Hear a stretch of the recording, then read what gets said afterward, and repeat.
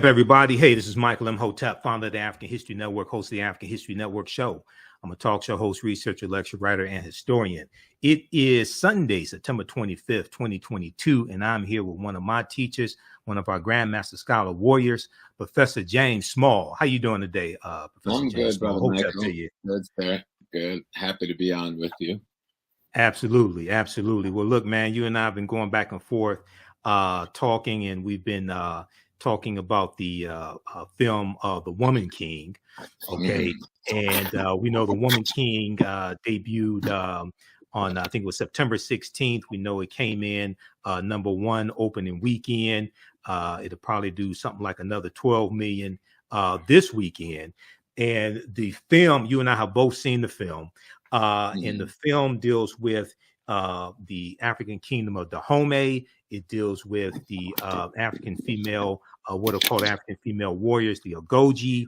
And there's been a lot of talk about this movie.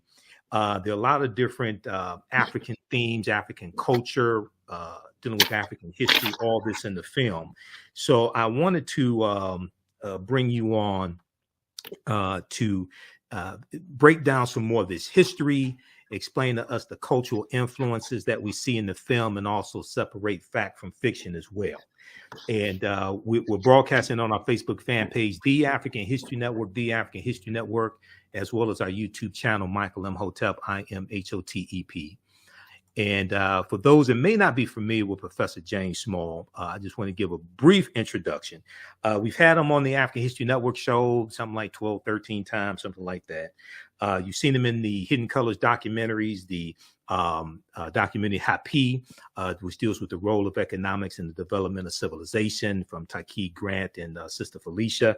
And he and I are also in the documentary Elementary Genocide Part 3, Elementary Genocide Part 3, from director Raheem Shabazz. Now, Professor James Small is a scholar, activist, dynamic speaker, organizational consultant. Also, he has been an activist since his teenage years. His in-depth knowledge, thought-provoking, and calm delivery are influential elements to break the programming of miseducation. He has studied extensively with Dr. John Henry Clark, Dr. Joseph Ben Yakinen, another one of my teachers, Dr. Leonard Jeffries, who we've had on the show numerous times before as well, Dr. Ivan Van Sertima, Dr. Asa Hilliard, Dr. Wade Nobles, who we've had on before, Dr. Amos Wilson, and Dr. Francis Cress Wilson, who I had the pleasure of interviewing 3 times also. Now, Professor James Small taught for 15 years at the City University of New York, including 13 years at the City College of New York's Black Studies Department, where he taught courses on Pan-Africanism, Malcolm X, and on comparative African religions, which included several African spiritual systems titled African Religion and Survival. And he taught 2 years at New York City Technical College, teaching the course African Folklore and Religion, both in the diaspora and in Africa. He's traveled to Africa numerous times. He is also currently conducting, well, he has taught online courses on African spirituality, covering the Yoruba Ifa tradition, the Akan spiritual tradition, Vodun, and ancient Egyptian sacred science. And also, he is the historical consultant on my favorite show, Godfather of Harlem, on Epics. Okay, I can't wait for the new season to start up in January 2023. All right, so once again, we want to welcome to the African History Network show one of my teachers, one of my friends, Professor James Small. All right, brother. So thanks for taking time out today. Yes, sir, Brother Michael. Yes, sir. So you've seen, and everybody watching, let us know how the audio is. I want to make sure you can hear both of us. So you've seen the film, The Woman King. So we're going to start off from the beginning. What were your thoughts on it? People already know what I thought about it. I did a 3-hour broadcast last Sunday on the African History Network show. So what were your thoughts, initial thoughts? Crazy. Well, the first thing I want to mention, because a lot of people fail to mention it when they do my biography. Okay. I'm the successor to El-Hajj Malik El-Shabazz, Malcolm X. Yes. At age 21, after his assassination, I became the imam of the Muslim Mosque, Inc., where I served 11 years, while serving 18 years as his sister Ella's bodyguard. Right. So I saw that in the bio. You told me don't read the whole thing. Yeah, so but that part is my foundational piece. Right. And I just want to mention that because in The Godfather of Harlem, Malcolm will be assassinated in this last episode that's coming up. And we're really trying to do that in a way with dignity to him and the family and not the usual stuff we see. So I just want people to know that I come from that. That's my birth space. Right. You know, Exactly. Movement. Exactly. I saw the movie. I did a couple of talks on it. People just caught me off guard. I sent a couple of people to it because usually I don't go watch too many Black movies because the wrong people are producing and directing and paying for it.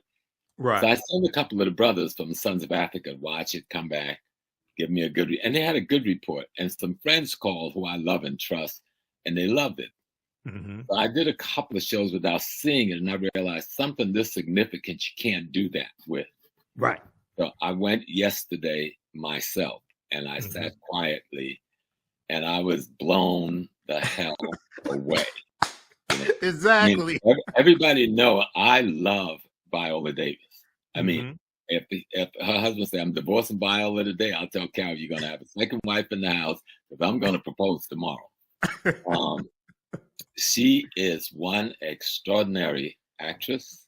Yes. One hell of a professional when it comes to this industry with all the things I've read about her.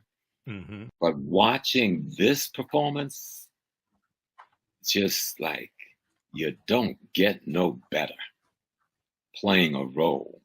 Right. From start to, she don't let up, you know?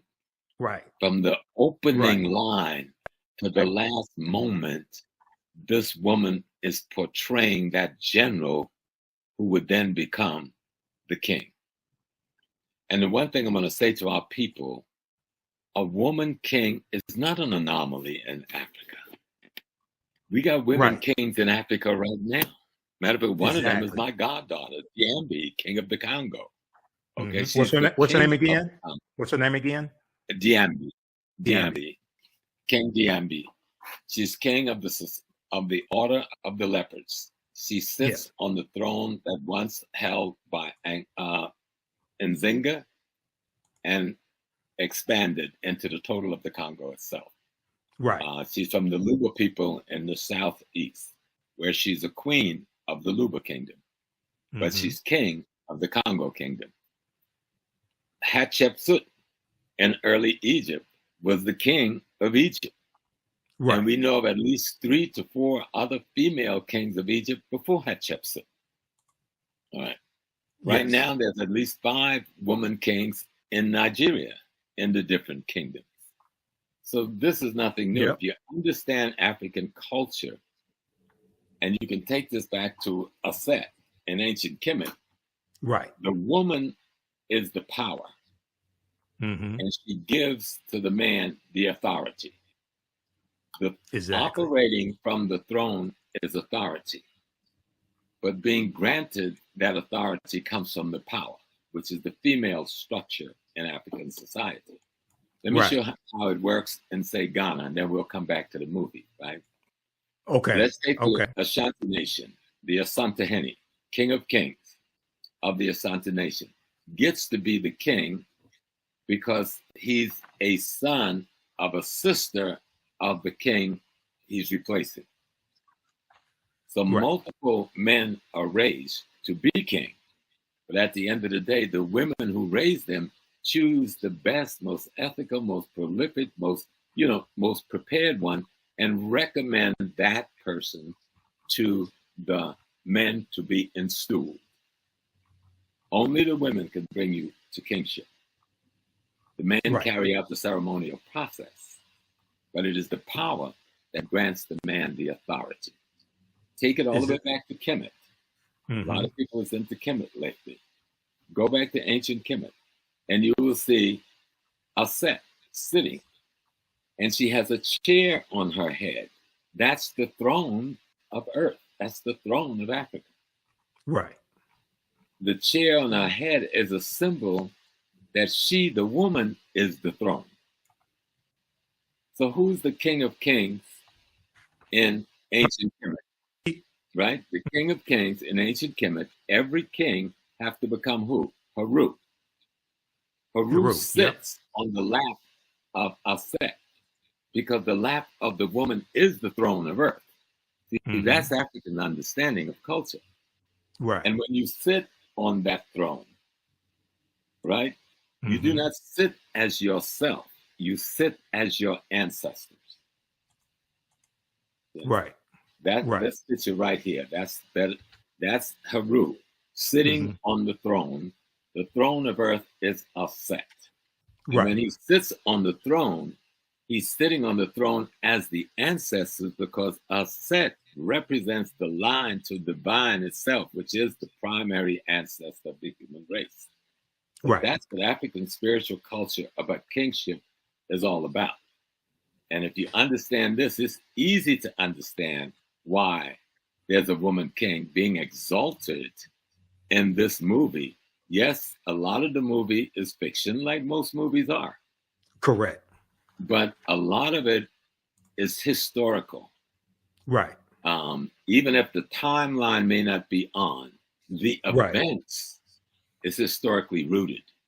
And then when you look at the cultural pieces, which we could talk about as we go along, I'll mention some up front. There's a young man named Malik.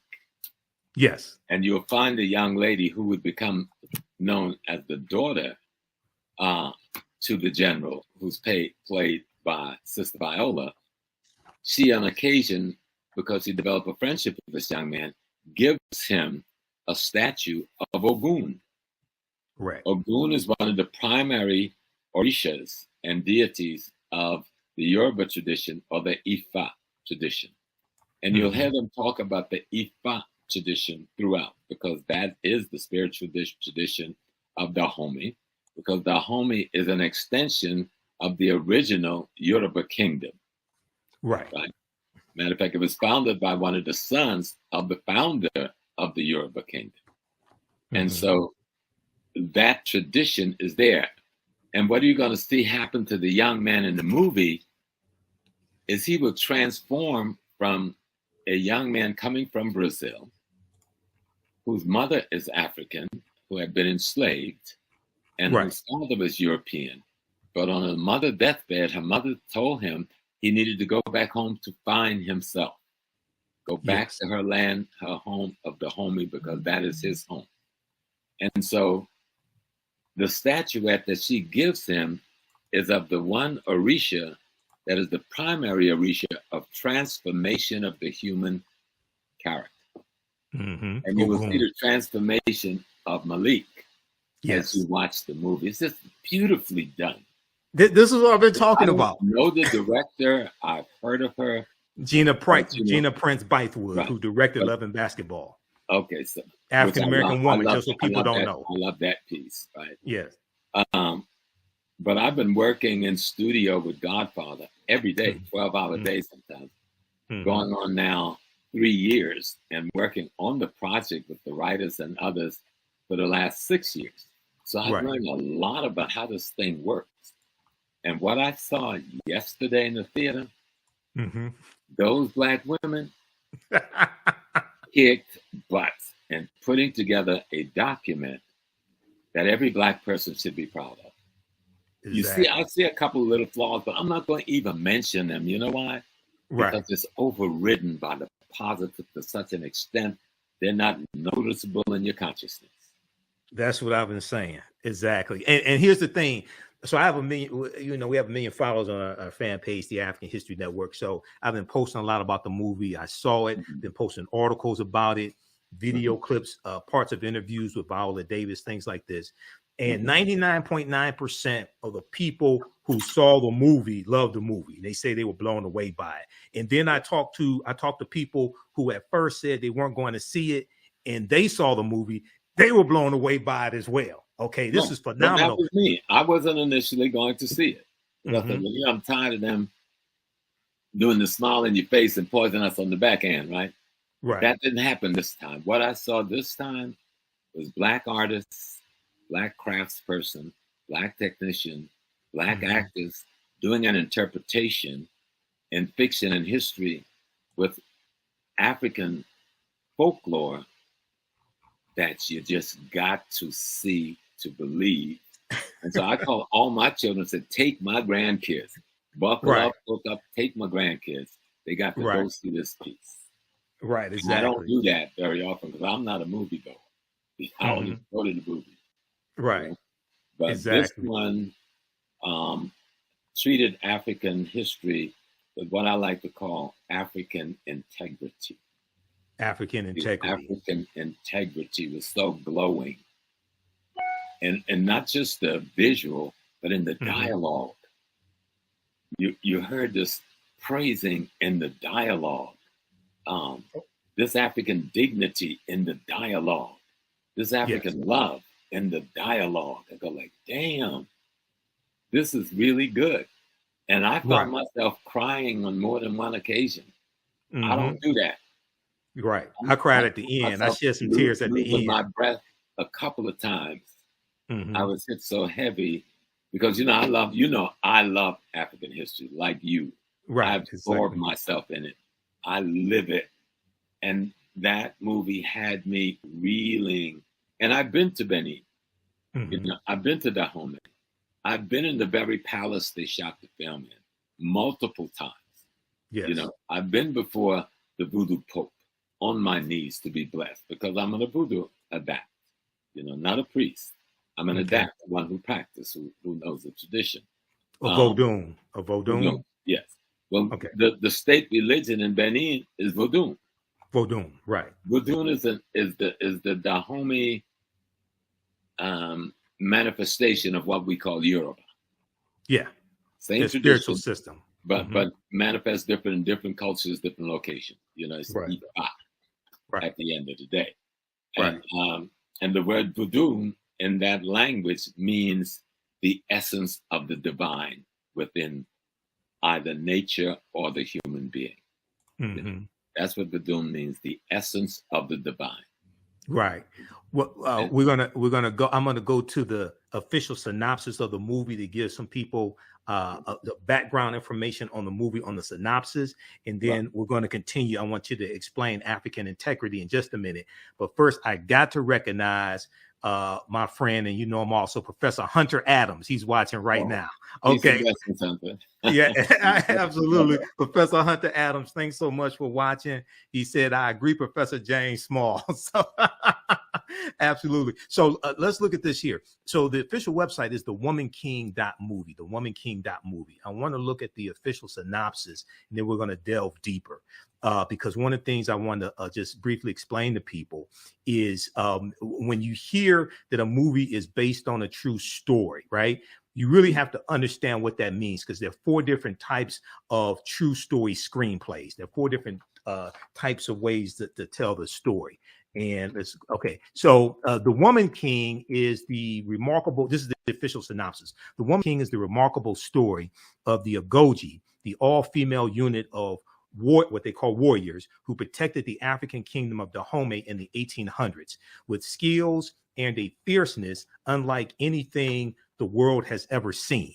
Quote unquote, inspired. This is the key word, everybody. Inspired by true events, The Woman King follows the emotionally epic journey of General Naniska, played by Oscar winner Viola Davis, and it was her production company, her and her husband Julius, their production company that produced this film, as she trains the next generation of recruits and readies them for battle against an enemy determined to destroy their way of life. Some things are worth fighting for. It's directed by Gina Prince-Bythewood, who's an African-American female woman. Story played by Maria Bello and Dana Stevens, 2 white women, and produced by Kathy Schulman, Viola Davis, husband Julius Tennant, and Maria Bello. Okay, so the reason why I wanted to go through that, Professor Small, very quickly here is, and I've done a ton of research on the film as well. There is, I've experienced this before with other movies, and you have to be careful when you hear a term like based on a true story. You have to really understand what it is. So very quickly, there are 4 ways to tell these historical movies. Okay, this is a good article everybody can read. It's from Screencraft. Is your script based on, quote unquote, based on or inspired by a true story? What's the difference? So you have based on a true story, you have based on true events, you have inspired by a true story, and inspired by true events. Those are 4 different types of ways of telling a story. Mm-hmm. Each one has different levels of fiction interwoven into them. The Woman King, according to the official synopsis, is inspired by true events. Okay. I want to briefly explain what that means. Screenplays don't come as loose as the term, quote unquote, true, as they do with stories, quote unquote, inspired by true events. Okay. This is not the attack of Woman King. I just want people to understand this. These scripts take a true event. We can blow this up even more. These scripts take a true event and tell a cinematic story with nearly all fictional characters and fictional macro events. Okay. So once again, I study a lot of movies. I've done lectures dealing with different movies. So you just have to understand how they're telling this movie. Is it based on a true story? Is it based on true events? Is it inspired by a true story or inspired by true events? Inspired by true events, by definition, based upon the industry, is going to have more fiction in it than the other ways of telling these stories. Okay, go ahead, Professor Small. Well, the key thing, because I work with the Godfather of Harlem. Yes, and exactly. It's based on true events. Yes. And the Godfather of Harlem, we really do the autobiography of Malcolm X. We've actually devoted more time to doing that than any other cinematic production ever. Okay. Malcolm X has been in something like about 12 episodes, also, no, 22 episodes when it's over, 22 or 23 episodes of this piece. And my fighting there is to keep what I call African integrity and historical authenticity, which is not easy. Okay. Exactly. But it has gotten easy because the writers are both black and white, 50%. But they come from on Godfather of Harlem. On Godfather of Harlem. They come from the industry's protocols. So here comes this guy from a Black Studies, Black nationalist background, who knows nothing about writing, but want to see images on the screen that reflect African integrity, and reflect the historical authenticity that I think it should. But it's fiction. It's like, how do we take Malcolm X? How do we take Adam Powell? How do we take Bumpy Johnson and create a fictional story about a gangster who partners with civil rights and human rights leaders to get control of Harlem from the white operators of Harlem? How do you tell that fictional story using these historical characters and some historical events? And most of my work is done, even though I go in studio every day, my work is done with the writers in the writer's workshop before it gets to a director, before it gets to the big boys to say, okay, this is cool. And so that's where we get a chance to say, this is what the dialogue is going to look like. This is what the scene is going to look like. This is what's going to be in that room. This is what the costume is going to look like. This is what the attitude is going to be, etc. And so when I'm watching this piece, having spent so much time in Togo, Benin, and Ghana over the last 3 decades, I'm there. I mean, I'm transformed out of that theater. I'm in that palace in Dahomey where I've been multiple times. And I'm feeling the spirit of the Agojie. Because I've heard them talk about it so often. They lecture to us when we go there. The king even engaged in the lecture with us so that we begin to appreciate the history. It is not a myth that there was a woman army or women brigades that was a part of the greater Dahomey army. It wasn't a complete woman army. They had men too. But the women's brigade, the men made up the infantry. The women made up the battle soldiers, and they were fierce. Right. And they do little demonstrations for you when you go to visit, and you begin to appreciate this. And I'm watching, and it goes. And I've also studied, like you, many of the rebellions and the resistance on the ground in Africa before we got on the slave ship. Many of the wars, many of the jihads to try and stop the slave trade, which had been going on for 1,500 years plus before 1492. So we had been at war for a long time against this thing. I've been to places where we saw part of the resistance up in northern Ghana and other areas where the people built houses without windows, if you can imagine that, right? And the fence around the house is 10 foot tall. The housing compound is 10 foot tall, but the gateway to get in the house is 2 feet tall. So you got to get on your knees to crawl into the courtyard. So an enemy would lose his head trying to come down, you understand? But that was the defensive mechanism that our people put in place. They had the windows on the roofs. The roofs open up so that they could get sunlight and air. And they just had slit in the walls to use their arrows. So we resisted. So the phenomena that is being portrayed is not abnormal nor unusual. The unusual thing is that there is an army that have a significant female presence leading it. And in this story, the story is about an extraordinary female general who would become king. Right. The woman king. Yep. The woman king. And so the storyline itself of how they trained and the dignity that's required and the discipline that's required and the sacrifices that's required of these women. You can't get married. You can't have children. You have to devote yourself to this, because this is your devotion to saving the kingdom of Dahomey, protecting the kingdom of Dahomey, and protecting our king, but not just the king. And Viola, in the dialogue, they take it to another level when she's talking to the king. He says, we're not just going to stop slavery in Dahomey. We're going to stop slavery throughout Africa. Right.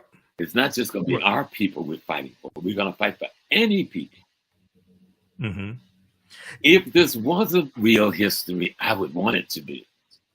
Exactly. Okay? We've watched Wonder Woman. When I was a child, I loved Wonder Woman when I was a child. The Amazons. Yep. All right. We watched Supergirl. You know what I'm saying? They were fictitious stories about white women heroes that was saving the white community. That's cool. Now we got this massive black group of heroines saving the black community. Psychologically in your head, something is being planted that you didn't come into this without a fight. And our women, we live in a society that marginalizes women across the board, but particularly marginalized African women, both historically and currently. And to see a piece that raised African women to the level they deserve to be on, because historically they were those women. That's not a myth. There was the female army, and they were one of the best in West Africa. That's not a myth. You had females in the Egyptian army. That's not a myth. You had females, Amanatu, who led the northern Nigerian army against the Islamic incursion. That's not a myth. You had a female warrior who led the Moorish army against the Abbasid invasion into North Africa in the 800s. That's not a myth. But we have more data and information on Dahomey than we have on any of those other spaces. And the writers and the director have put together a piece showing what could have been, maybe was to some degree, on the part of the women who represent that element of society that was involved in the military defense of their nation and the projecting and protecting of their culture and their race. And it was just done beautifully. I went in thinking I was going to be critical, mean, and hard. I came out of there crying like a baby. I go like, damn. This just took it off. Just took it out. Exactly. And there was so much African culture, so many references to history. Talking about Ifa. Mm-hmm. You saw the shrines. Those shrines were authentically done. The altars were authentically done. I saw multiple deities on the altars, you know. Mm-hmm. And let me just start with some deities, like the king. When the king sits on the throne, he doesn't sit like, say, Brother Imhotep is made king of Chicago. Well, when he's talking to me and you in the living room, he's Brother Imhotep. But when he sits on the throne, he is the ancestors of all of us, speaking for those ancestors to us and carrying out of the will of the ancestors for us. So that's the role of a king in Africa. Not a despot that's trying to be rich and wealthy, but that's not the African story. The king has no wealth in Africa. In the African traditional sense, he's taken care of by the community. He has no need desires because they take care of his need desires. But his responsibility is to interpret the ancestral will and wisdom to his community, both as priest and as jurist, because he's the head of the court in the community. That's the king in Africa, male or female. Yeah, you know, a lot of our understanding of the term king comes from a European perspective. Yeah. Not from an African cultural perspective, because I saw a lot of comments saying, oh, it's the woman king. They're trying to emasculate the men and things like this. And I saw the movie. That's not the case. Go ahead. That don't happen. Matter of fact, in the movie, the man is helping to train the women. In the movie, the man is fighting beside them as the lead musketeers that opens the way for those warriors to come in to play. Right. So, and all through the movie, you see that partnership between the general who leads the women and the king who she and those women serve. And I saw nothing emasculating or demeaning at all. I saw a partnership that simply told a fictitious presentation of a reality. There's a reality of those women warriors. There was a reality of that army being made up of warriors who were women, and that they were considered by history, both white and blacks, writing at that time, as being one of the most fierce army in the field. The only thing that stopped them was the gun technology of Europe. Right. Exactly. Okay, this is what I want to do, because we're going to come back to this, and we're going to deal with some more of the history of Dahomey, and I want to show a picture of the actual Agojie. There are some good articles written. Smithsonian Mag has a really good one.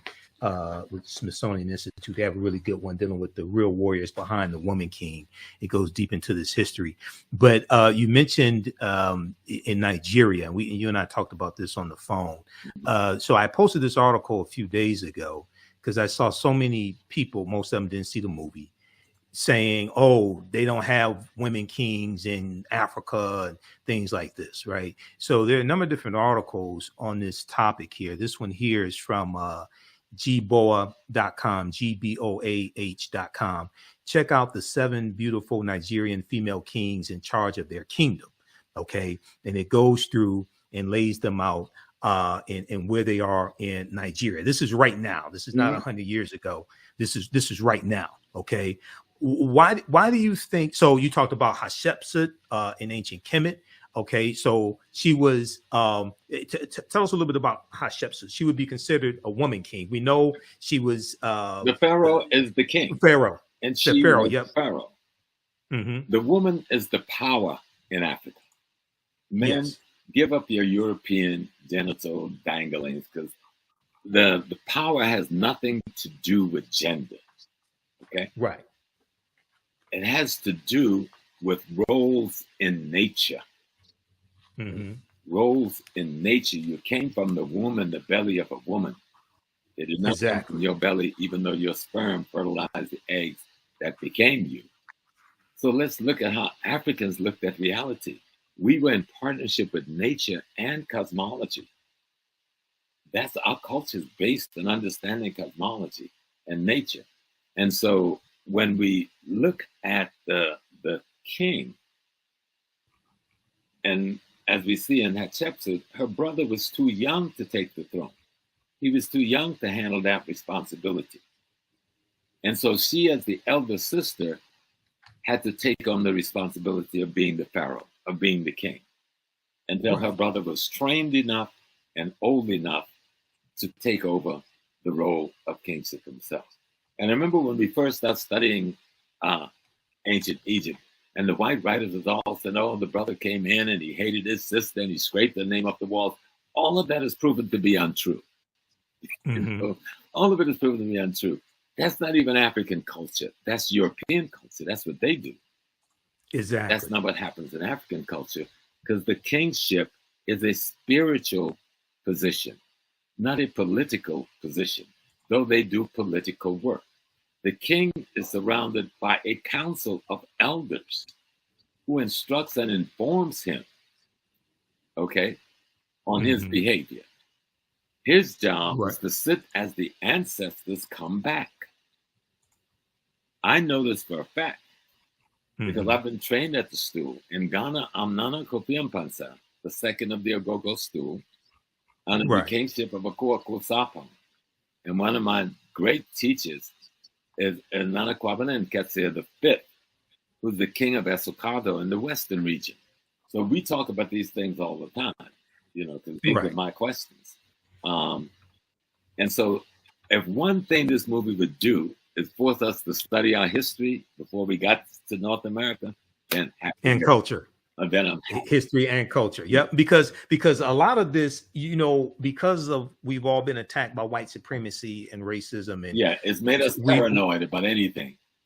Well, not only that, we've internalized white supremacy. We've internalized to various extents white male patriarchy. So we don't see it. We don't see, many of us don't see African women as equals. Right. And then you hear woman king and you say, oh, they're trying to emasculate the man, things like this. And then you have people say, oh, there were no women kings in Africa. And I'm like, what are you talking about?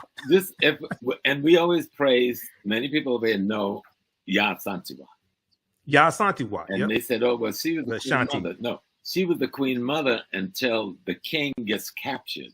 Then she became the king. Because it was the queen mother who made him king, who named him king. Once the British captured the Santahene and there was no king on the throne, the responsibility of the kingship fell on Yasantiwa, the queen mother of Ajisu, and she became the leader of the army of resistance against British occupation in central Ghana. So when we studied the history is just so beautiful when we study it and learn about our women and really get to see, oh, wow. Exactly. We're not these other people's culture. We got our own culture. We have our own look at. We have our own way of knowing things. We have our own worldview that we have imposed for ourselves on ourselves. And this becomes so important. I saw somebody talked about the book Barracoon and talked about Kofi, this one brother who was sold by Dahomeans. Even in the movie, they treated this well because the current king in the movie is criticizing his brother who started this slave trade thing. And they're trying to figure out a way. Oh, Gezo, how do we stop it?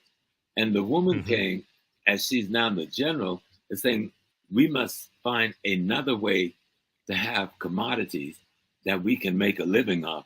And she sets up these palm oil plantations. Palm oils, to create an income for the community. And I think she had she said we could sell gold as well to get an income. And so they're looking at it and saying, wait a minute, we're trapped because these people have put us into a situation. Now, if you study the history of Africa, coastal African peoples were basically fishermen. Most of the slave trading took place on the coast, and then they would go inland with their guns and weapons and capture people. Right. Coastal people were subjugated. Yes, some of them were involved in the slave trade at the barrel of a gun because they had been conquered and subjugated. Study the history, learn the history. And you might learn about Chief Sam, the Ghanaian who brought 3 ships over here to take us back home, and you don't even know his name. So Face to Face Africa has an article about him. Yeah. Let's talk about Bonsu. You said the Ashanti sold us. What about King Bonsu, who marched the Ashanti army from central Ghana down to the coast, emasculated the Dutch, took over the slave dungeon, drove them all out, free all of our people, then marched the army back up to Kumasi. Let's learn these stories. Let's learn of these great heroes. We've got brothers selling drugs to us on the streets right now. We can't deny that Black people do things like that.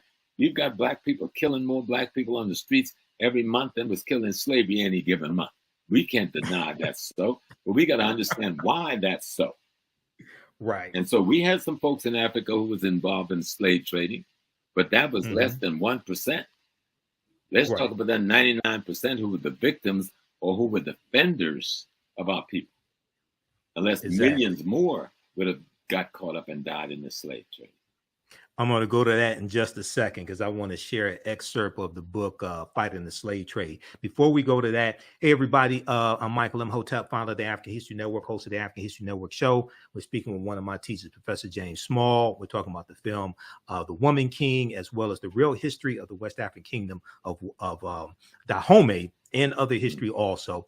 If you like this type of information, you can support the African History Network, $ the AHN show through Cash App, $ the AHN show through Cash App, also through PayPal, paypal.me/the AHN show. This helps us keep doing the research, stay on the air, keep broadcasting.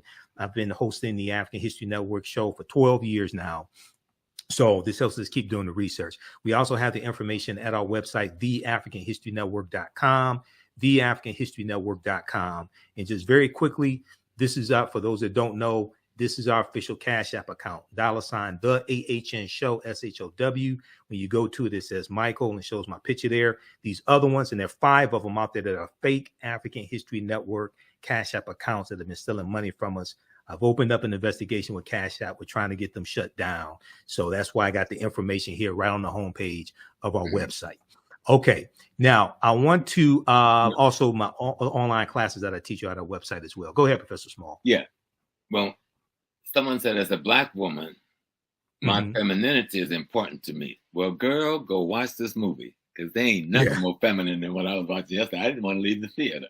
One thing this movie does not do is demean the femininity of African women. Right. Okay. It is such a the way they do it is so. I got to meet this lady who was the director. So beautifully done. Gina Prince-Bythewood. Yes. Yes. Yeah. So beautifully done that the women, though warriors, do not lose their femininity, do not lose their sensitivity, do not lose their love of sisterhood or motherhood. It's all through the piece. It is a well done piece. It is worthy of watching. It is something that showed us that the movement of the 60s, 70s, 80s, and 90s that produced opportunities for Black writers, Black directors, and Black actors have paid off and is paying off so that we can get some credible quality cinema that would be worthy of helping to socialize our community in a more positive direction. Absolutely. And I think it's really important that you said that there. I'm going to go to Fighting the Slave Trade in just a second, but I'm just going to put this out here. And, I learned from one of my teachers, Dr. Ray Hagins, and Dr. Ray Hagins as well. Oh, yeah. I may say some things that are outside the circumference of your own awareness. Just because you disagree with them or don't like them does not mean it's not true. You just have to do some more research to understand what I'm talking about. Unfortunately, because African Americans, because we're in this white supremacist system, this white male patriarchy system, unfortunately, many of us associate being feminine with being weak. And that's something projected to us by European culture. So then when they'll change that. Go ahead, say that again. I need to meet my mama to find if I wasn't her son, I'd marry that lady. And my mama as well. Yeah, exactly. She would slap you into the next world if you step wrong. Right. But so when they see African female women who can beat a man's behind, then all of a sudden they're not feminine. Right. And we associate femininity with being weak, and it's like, no, that's coming from the white. I think you used the phrase white murder culture. Yeah, that's coming. If they want to see about that for a minute, example of that, they need to see the woman I've been married to for 51 years. Right. But I remember she was pregnant with our twins, coming home, and she got mugged by this dude. Right. He put up a fight, but he got away with the purse. But she was coming from the Nation of Islam fish store. She chased this dude 6 blocks with this frozen whiting. He dropped that purse because this lady got to be crazy with that big belly and that frozen fish, right? So, me and my son was laughing about that last night, talking about the movie. and because of what we go through in this country, and because of our history, you should want a sister who can fight. You should want a sister who can help you defend the home and things like this. Unless you want to oppress the sister, okay? Unless you're afraid she's gonna whip your behind because maybe you did something wrong or something like that, right? But you should want a sister who can fight. Okay, so all right. I want to go to this right here. This is an excerpt of the book Fighting the Slave Trade by a brilliant sister, Dr. Sylvian Diop. You and I talked about this briefly today.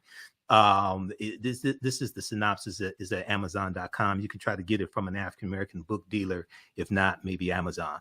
It's called Fighting the Slave Trade, West African Strategies. This is going to segue into our further discussion with Dahomey and their involvement in the transatlantic slave trade, Professor Small. Fighting the Slave Trade, West African Strategies. This book came out in 2003. Sylvian Diop is a brilliant sister. I'm trying to get on the African History Network show. She's the author of many books. Here's the official synopsis of this book. While most studies of the slave trade, the transatlantic slave trade specifically, focus on captives and on their ethnic origins, the question of how the Africans organized their familial communal lives to resist and assail the transatlantic slave trade has not received adequate attention. How Africans fought back against this.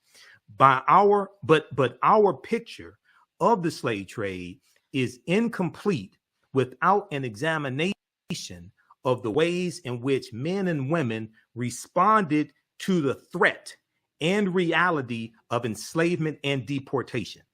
Fighting the Slave Trade is the first book to, possibly so, this came out in 2003. Fighting the Slave Trade is the first book to explore in a systematic manner the strategies Africans used to protect and defend themselves and their communities from the onslaught of the transatlantic slave trade, and how they fought back against the transatlantic slave trade.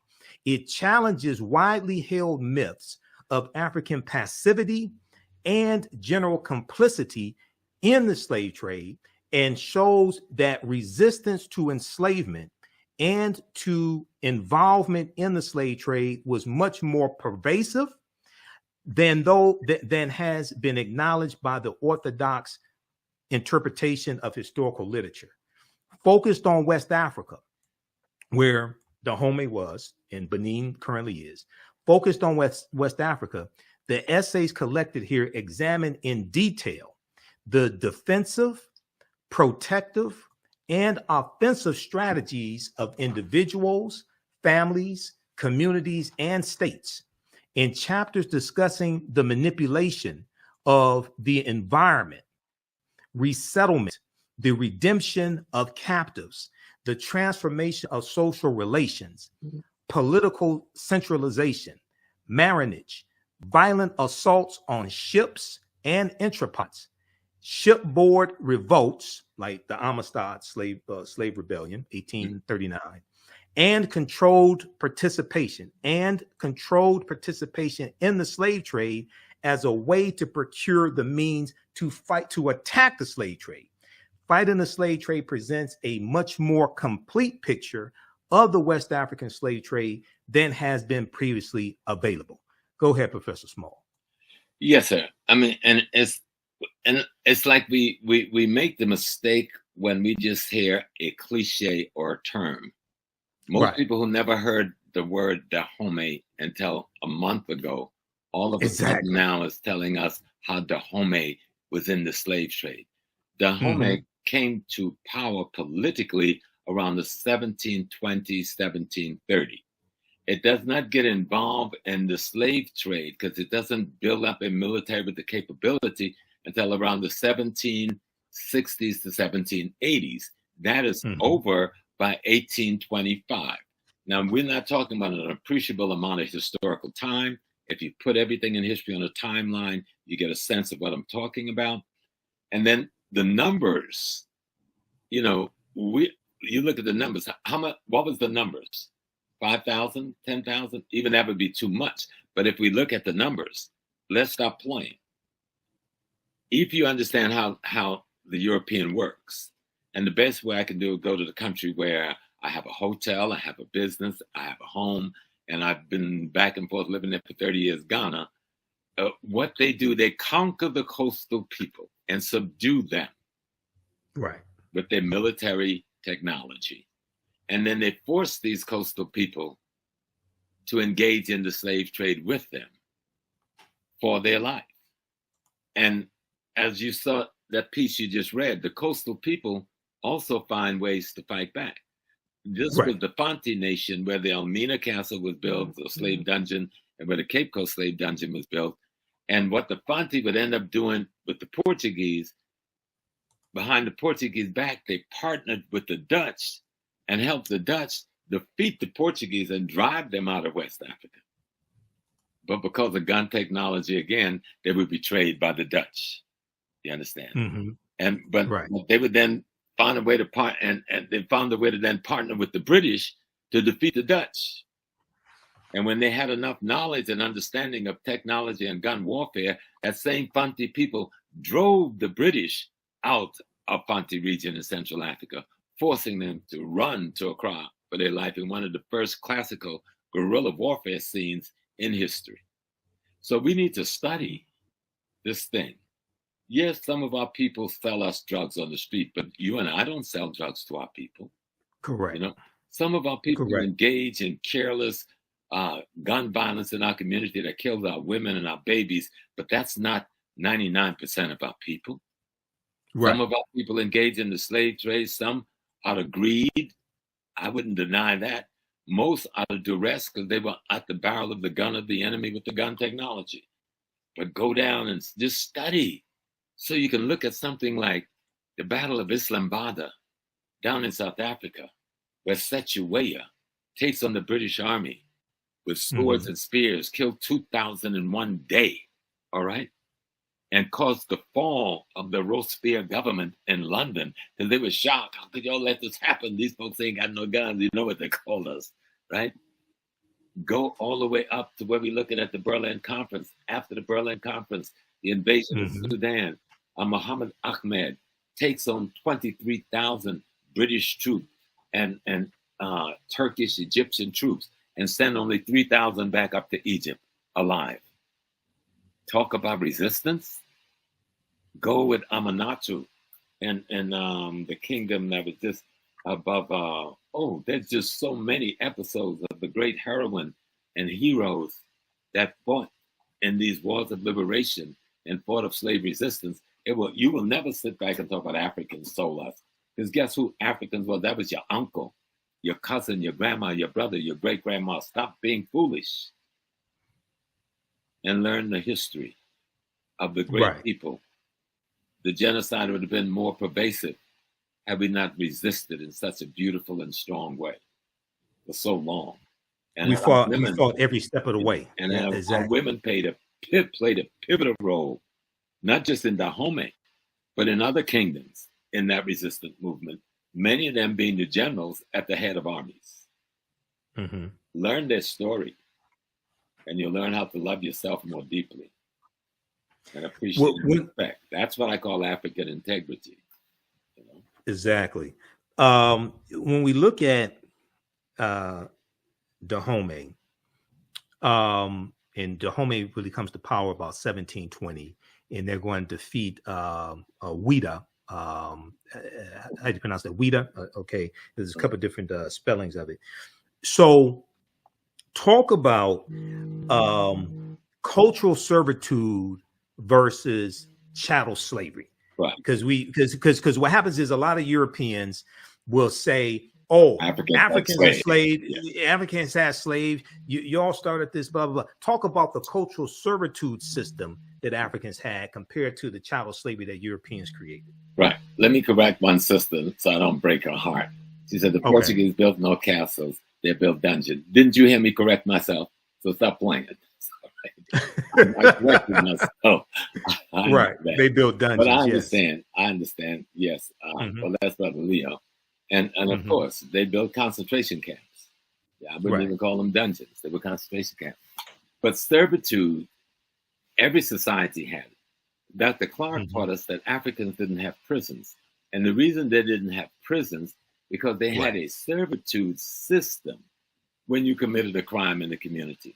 Or if there was a war between two groups, which was rare, because the way we fought war in Africa, the heroes fought, okay? Not armies. Africa had very few standing armies. That's why we took such a whipping. We learned to develop standing armies after the invasion started, but even Egypt didn't have standing armies until they got their butt kicked. And they realized we got to build one. The only place where the spiritual foreseeing of the necessity for that was with Shaka in Zululand, where the spirit told him this force was coming, and he developed a standing army to meet that force. But in most other places, we didn't have a standing army. But what would occur when there was a conflict between two communities, and they had to go to war, the captives were brought to serve off almost like the indentured system structure the European had, except in Africa, no one took your name away. No one took your family lineage away. No one took your humanity away. No one took your spiritual identity away. And you can grow up to become the king of the very community that you are serving in. Right. Okay? You can grow up to marry royalty in the house in which you are serving to. That was the norm. The idea was you've committed a crime against the greater social order, and so you have to be transformed. Okay? You have to go through a transformation process and a socialization process that you can be a part of society without causing gross disruption of that society. And that servitude process that we see in multiple places in Africa did not involve putting you in prison, putting you in chains, putting you before firing squads, or anything like that. You know? Right. It involves you becoming a part of the very community you had the conflict with.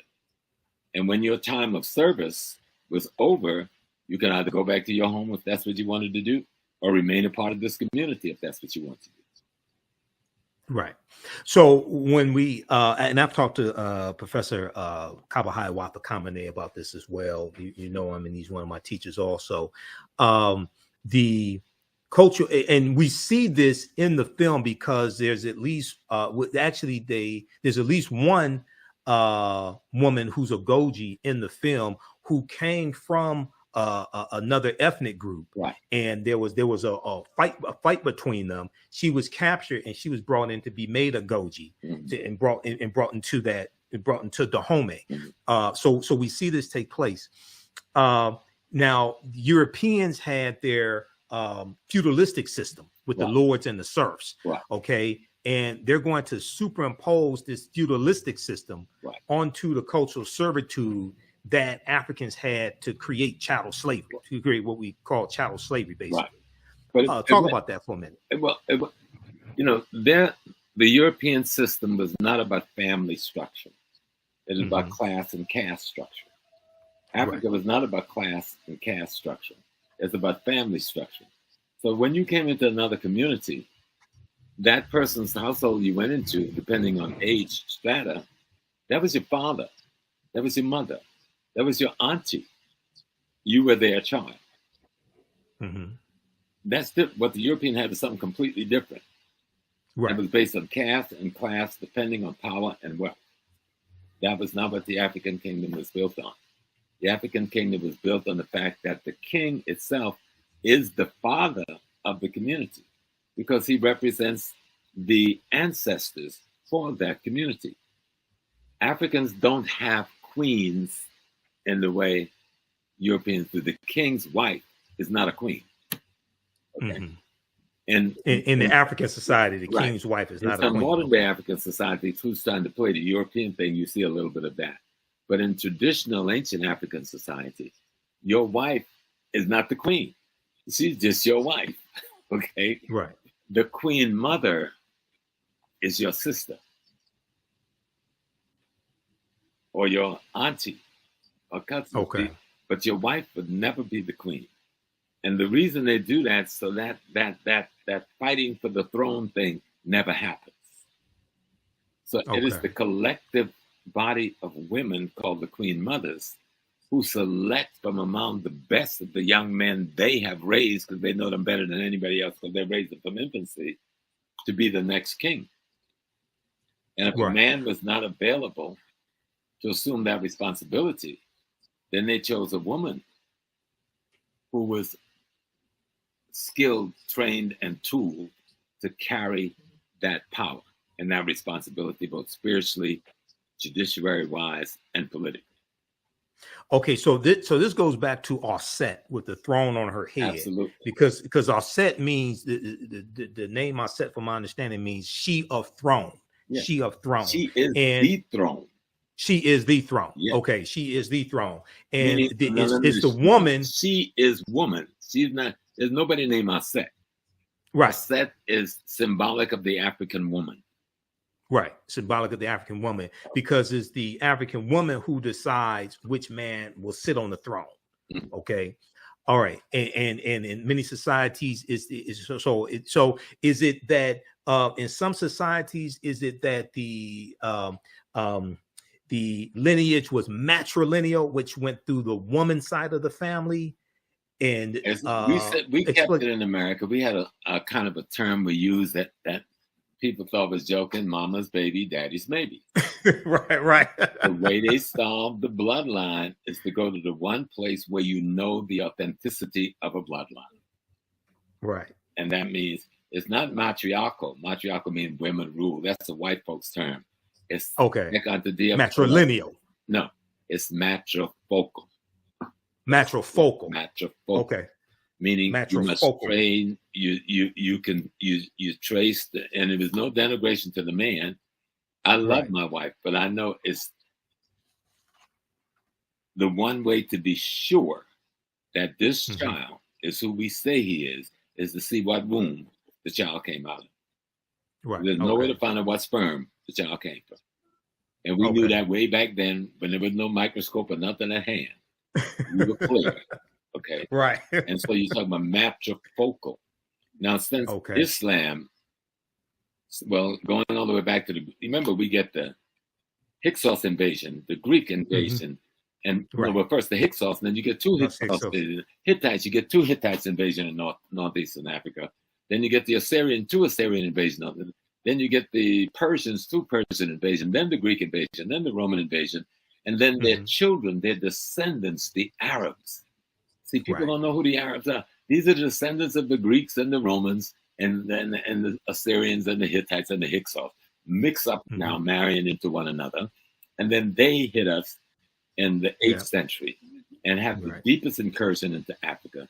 And that's where you see a lot of the patriarchal systems in the areas that was once conquered by Islam or still fundamentally Islamic in Africa. So you see the patriarchal there. But in traditional non-Islamic Africa, it's matrifocal, almost 100%. Okay. Now, when we talk about Dahomey, I know you and I were talking about this earlier today, and Dahomey is made to be, and I see like some European writers doing this. I see this in the media. Dahomey is being made out to be like they were more involved in the transatlantic slave trade than Great Britain was.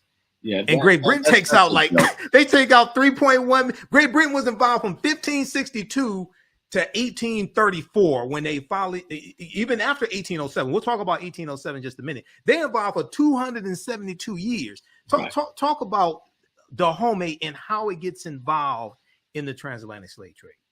Well, again, for the same reason, Dahomey in 1720, when the kingdom is formed. Or when it comes to power, it was always a small kingdom. And remember, Dahomey wasn't the size of today's Benin. Right. It was a small kingdom within that territory.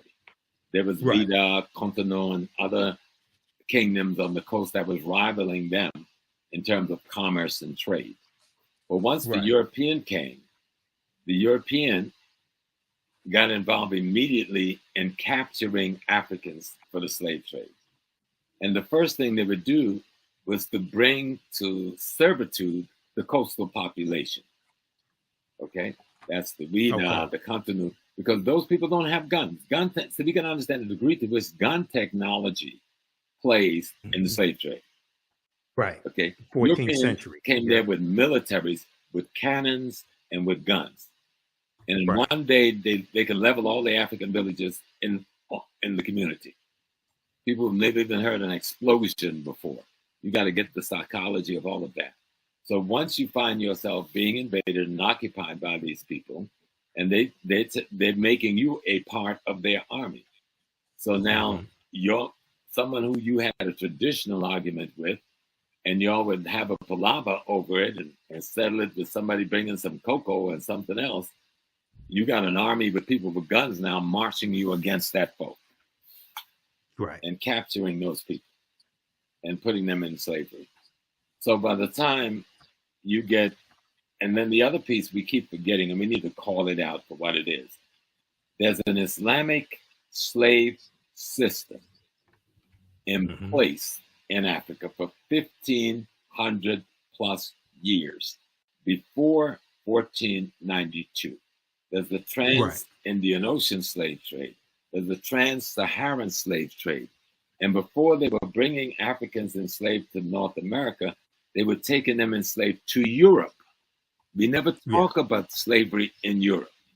You know, we try to play with the few people who call, oh, the Moors, there's a picture of a Moor, there's a statue of a Moor. No, we were enslaved in Europe. Okay? That's the reason the Moors went into Spain. They were chasing the Visigoths, the German, back out of North Africa. The Vandals and the Visigoths. Right. Yeah. So for the comeback, but to let people know about from the 8th century forward, Islamic nations have now invaded Africa. And one of the first things they do is get involved in this, putting us into slavery. They got into what we call today ethnic cleansing and cultural genocide. Cultural genocide is imposing their religion on us and destroying our religious spaces. And those of us who resist was either killed or sold into slavery. So this is going on for 1,500 years. So this is what the Africans got at his back when the Portuguese are coming. So we're looking at the Portuguese and them with some welcoming because we think we've got a force that can deal with the force that we've been dealing with. And we got caught in a catch-22 because those forces were in collaboration with one another. And no one talked about that collaboration. Okay, so with Dahomey, they have a cultural servitude system just like African societies did. Anywhere in the Bantu area was pretty much the same because the boundaries we see today, those boundaries weren't there then. Yeah, they come from the Berlin Conference largely. Right. Yeah, we're talking about the major empire which they're talking about in the films called the Oyo. Oh, that's what I was about to ask. Explain the Oyo Empire and the conflict between the Oyo Empire and Dahomey. The greater Yoruba nation. Right. Yoruba is not a religion. Yoruba is a people.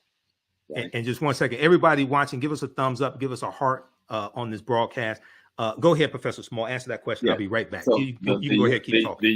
The Yoruba nation and the founder of that nation had 4 sons who went out in different places and settled other lands and built other kingdoms. Well, Dahomey is one of those kingdoms that members of the Yoruba royal family developed and built. But over time, like what happens between many communities, conflict develop around trade, conflict develop around secession, conflict develop around all kinds of things. So Dahomey breaks away from the Oyo kingdom, okay? And so there's a conflict between them. But even in the story, the fictitious thing of the Oyo kingdom being big into slavery, they don't get into slavery until later on in the greater Yoruba wars that would take place after this period of time that the Dahomey is being talked about. But there's a conflict between Dahomey and the Yoruba land. Yoruba land is being invaded by the British, or by this time have been invaded by the British This is the great burning of Benin and the robbing of Benin of all of its wealth and art and so forth that we hear about in history, but we don't connect it to nothing, right? But there's a greater Yoruba war going on between the people. And these boundaries called Nigeria, they're not there then, okay? Right. They're greater boundaries. People have other kinds of kingdom designs. And there's conflicts between some of these kingdoms, mostly around trade, okay? But you got something else happening at the same time.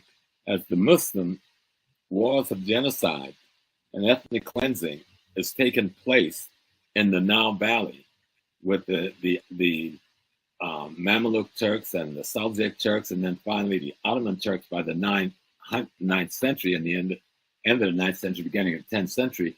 They're pushing millions of people out of the Nile Valley into West Africa. Y'all hear what I'm saying? They're pushing millions of people out of the Nile Valley into West Africa, in through Chad, in through Cameroon, into Nigeria, down into Ghana. This population, that through what is called Burkina Faso, this is the population of the people. Everybody always asks, what happened to the Egyptians? Well, we're talking to each other here right now, okay? Because a great number of those refugees, millions of refugees scattered to the south and to the west, because of the Turkish and the Arab ethnic cleansing that goes on for hundreds of years leading up to the 1400s, are caught as the vulnerable population in what becomes known as the transatlantic slave trade. And I know a lot of us don't go there with that piece, but you've got to understand, who are these people? And so the kingdoms like Dahomey on the coast, somebody coming from the north, that's the northeast, have brought captives that they want to sell to another community because they don't need that expansion in their population. And this group of captives was either hostile to them or refugees that they felt was taking their space away from them. Okay. And that population, most time, that refugee population was least able to defend itself, end up being caught in the trade. And it wasn't a trade at all. It was a war of genocide against African people. There was no transatlantic slave trade. Nobody was trading anything. People were being captured. People were being murdered. People were being raped. Villages were being burned to the ground. Okay? People were being slaughtered to get enough so you could make $200-300 in that day's money, which would be a couple of $1,000s in this day's money, or for one human being to do labor in the Western Hemisphere, where he was worked to death in 10 to 15 years. And would be replaced with someone else, a process that went on for 400 years plus. Exactly. Dahomey got caught up in this, and what the movie shows, fictitious or not, they did do it. How do we get out of this? How do we work our way out, fight our way out of this contradiction?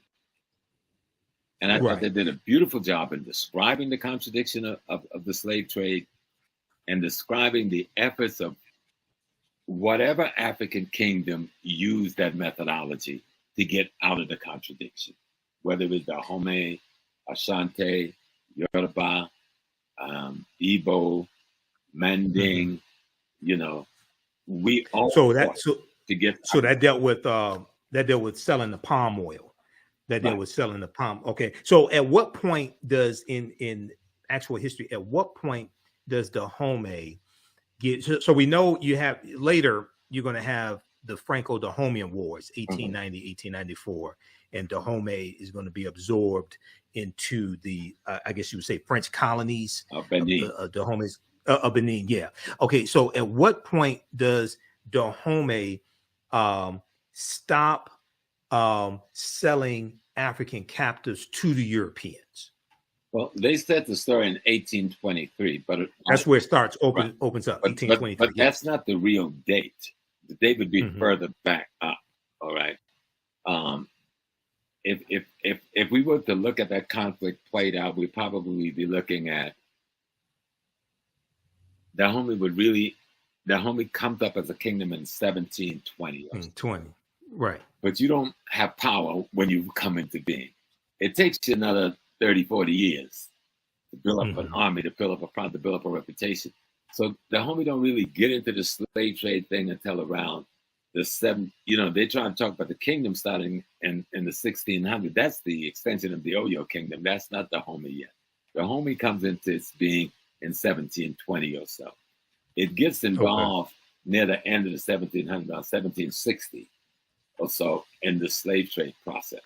And then it's out of it by 1750 completely, 1752. Okay. But in that period of time, there's the conflicts and the wars, because the Portuguese are not sitting there with merchant, with banks and some money in their hand. They've come with armies with guns, all right? And they have people involved in this thing with weapons. And they've armed coastal people to go inland to capture other people for them. They've already depleted the coastal people they could take, but they need a coastal population because they need somebody who can speak the language, somebody who knows the terrain, somebody who knows the culture, etc. And they need numbers. And so they could take these captive people and make them their collaborators, though many of those people will resist them and betray them. That's why it's important to understand the history, because it's not a one look. You know? Right. You have to really see the intricacies of resistance and rebellion and death. It's just like most people come to North America and say, well, y'all never really freed yourself. Well, you never looked at our history to say that. There's recorded at least 300 plus African rebellions that was of significance in the United States, North America. Mm-hmm. But if you look at the Civil War, over 300,000 of us fought in uniform, and another 400,000 to 500,000 out of uniform, behind the line, being workers, being supporters, being the people who carrying the equipment. So nearly 500,000 plus of us is fighting in the Civil War to destroy the Confederacy, both from within and without. That's a war of liberation on our part. Exactly. We fought to free ourselves. It wasn't given. Right. It wasn't Abraham Lincoln. We fought to free ourselves. We killed millions of white people. Okay. So y'all need to stop it and really see what happened here. And if you go back down to the British, we fought with the British who said, we're going to give you freedom. In the North, we fought with the British in the South. And the British, the people who fought with the North, they end up in Nova Scotia and then Sierra Leone. Nobody ever asked for the largest part of that black population went, who was in the South. Because the largest part of the black population fighting against America was not in the North. And you know where that population went? To Jamaica and to Trinidad. Okay. And they started the Pocoman movement in Jamaica. Those black Geechee Gullah people who fought with the British. And in Trinidad, Tony Martin deals with this in his book, his last book, God Bless His Beautiful Soul, History of the Caribbean. He deals with the population that went to Trinidad, and I went to that community. And the streets are named after different military companies they fought in for the British. And when they were, so don't tell me, if you don't know history, you say we accepted this. But if you know history, there's hardly a week went by when some black folks wasn't rebelling in North America. Well, the same thing went on in Africa.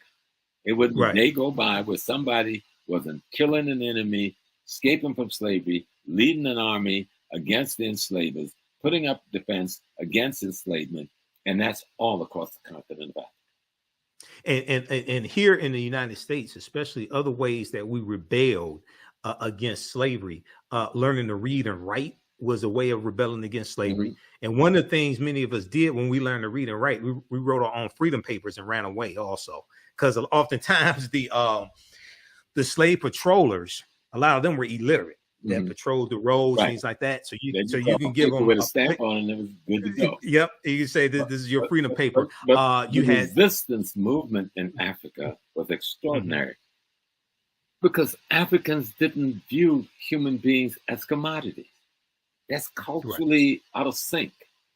Our worldview didn't work like that. You can't view Africa through European lenses. Otherwise, you're not going to even understand what resistance is.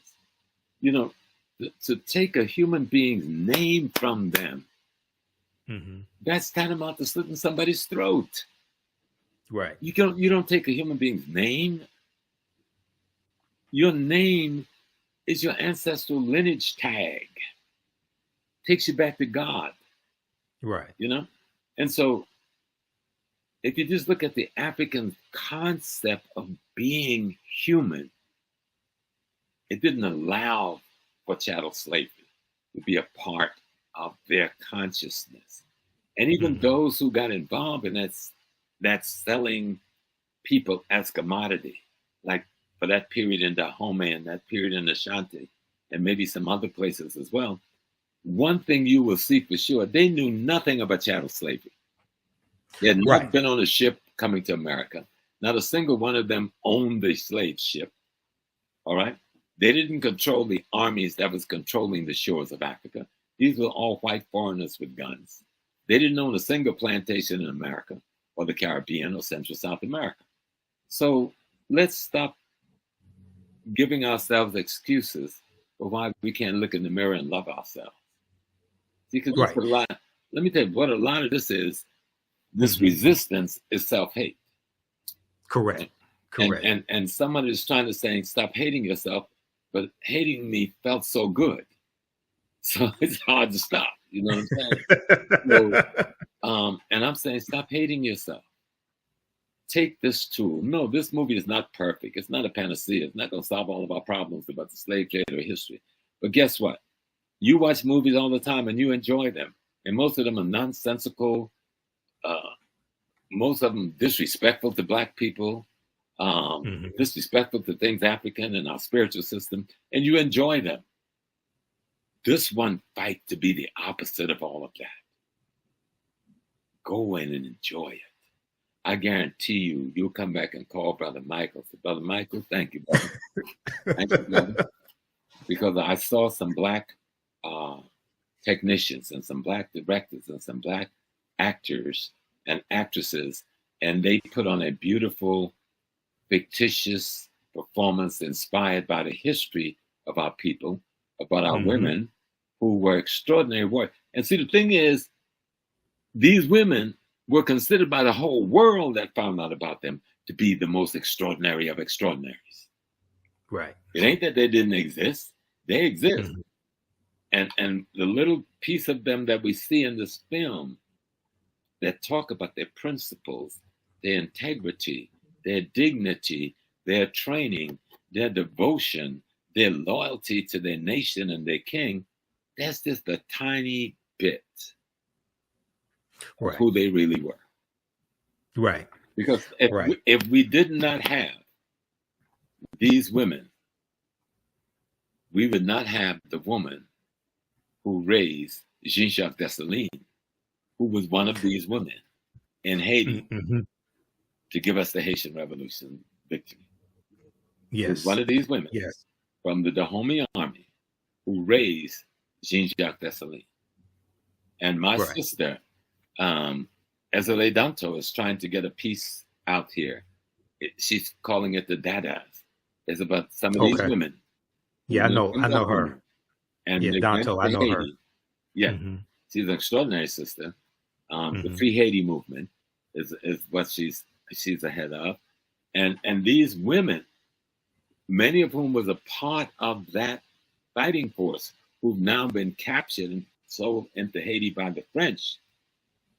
They've not gotten old, broken down, can't have sex no more, they can't be abused no more, they can't work in the field no more. So the Catholic Church takes them, according to Ezele Danto. These ladies they call the Dadat, and they put them in a church lay organization to convert other young African enslaved women to Catholicism. But instead, these very ladies, these former warriors, trained the leadership that become the women leadership in the Haitian Revolution. Right. And many of the women they trained married the very generals we see as the heroes in the Haitian Revolution. This thing is bigger than you think it is, brothers and sisters. It's exactly than you think it is. Right. So study, if this movie does nothing else but make you pick up a book, grab a DVD and start studying, listening to Brother Carver, Dr. Jeffries, Dr. Clark, Dr. Jacob Rogers, Dr. Asa Hilliard, Dr. Amos Wilson, going back to my brother in England with When We Ruled. Robin Walker. Walker. I got his book right behind me, Robin Walker. And brilliant brother. See that we have an extraordinary history. We did not give up. Otherwise, we would still be in slavery. Right. We fought every single day from one end of Africa to the other, from one end of the Caribbean to the other, from one end of Central South America to the other, from one end of North America to the other. And we've transformed the white world. And what's so beautiful about Viola and her husband and that beautiful director and the others, they took the content and white intent and transformed white content to an African intent that made sense. They interpreted it in a way that they took the intent of someone else's content being the writing that was done. And all content has intent. Right. And so I'm just assuming, given history, what the intent might have been, even if it wasn't deliberate, just culturally. And I know these Black folks took that content and redirected that intent to give us a cinematic document that I think is rather extraordinary. Okay, we're going to come back to that point in just a second. I want to go to this clip here. This is an excerpt of the interview that Viola Davis did on Good Morning America, because this gets deeper into it, and she talks more about making the film.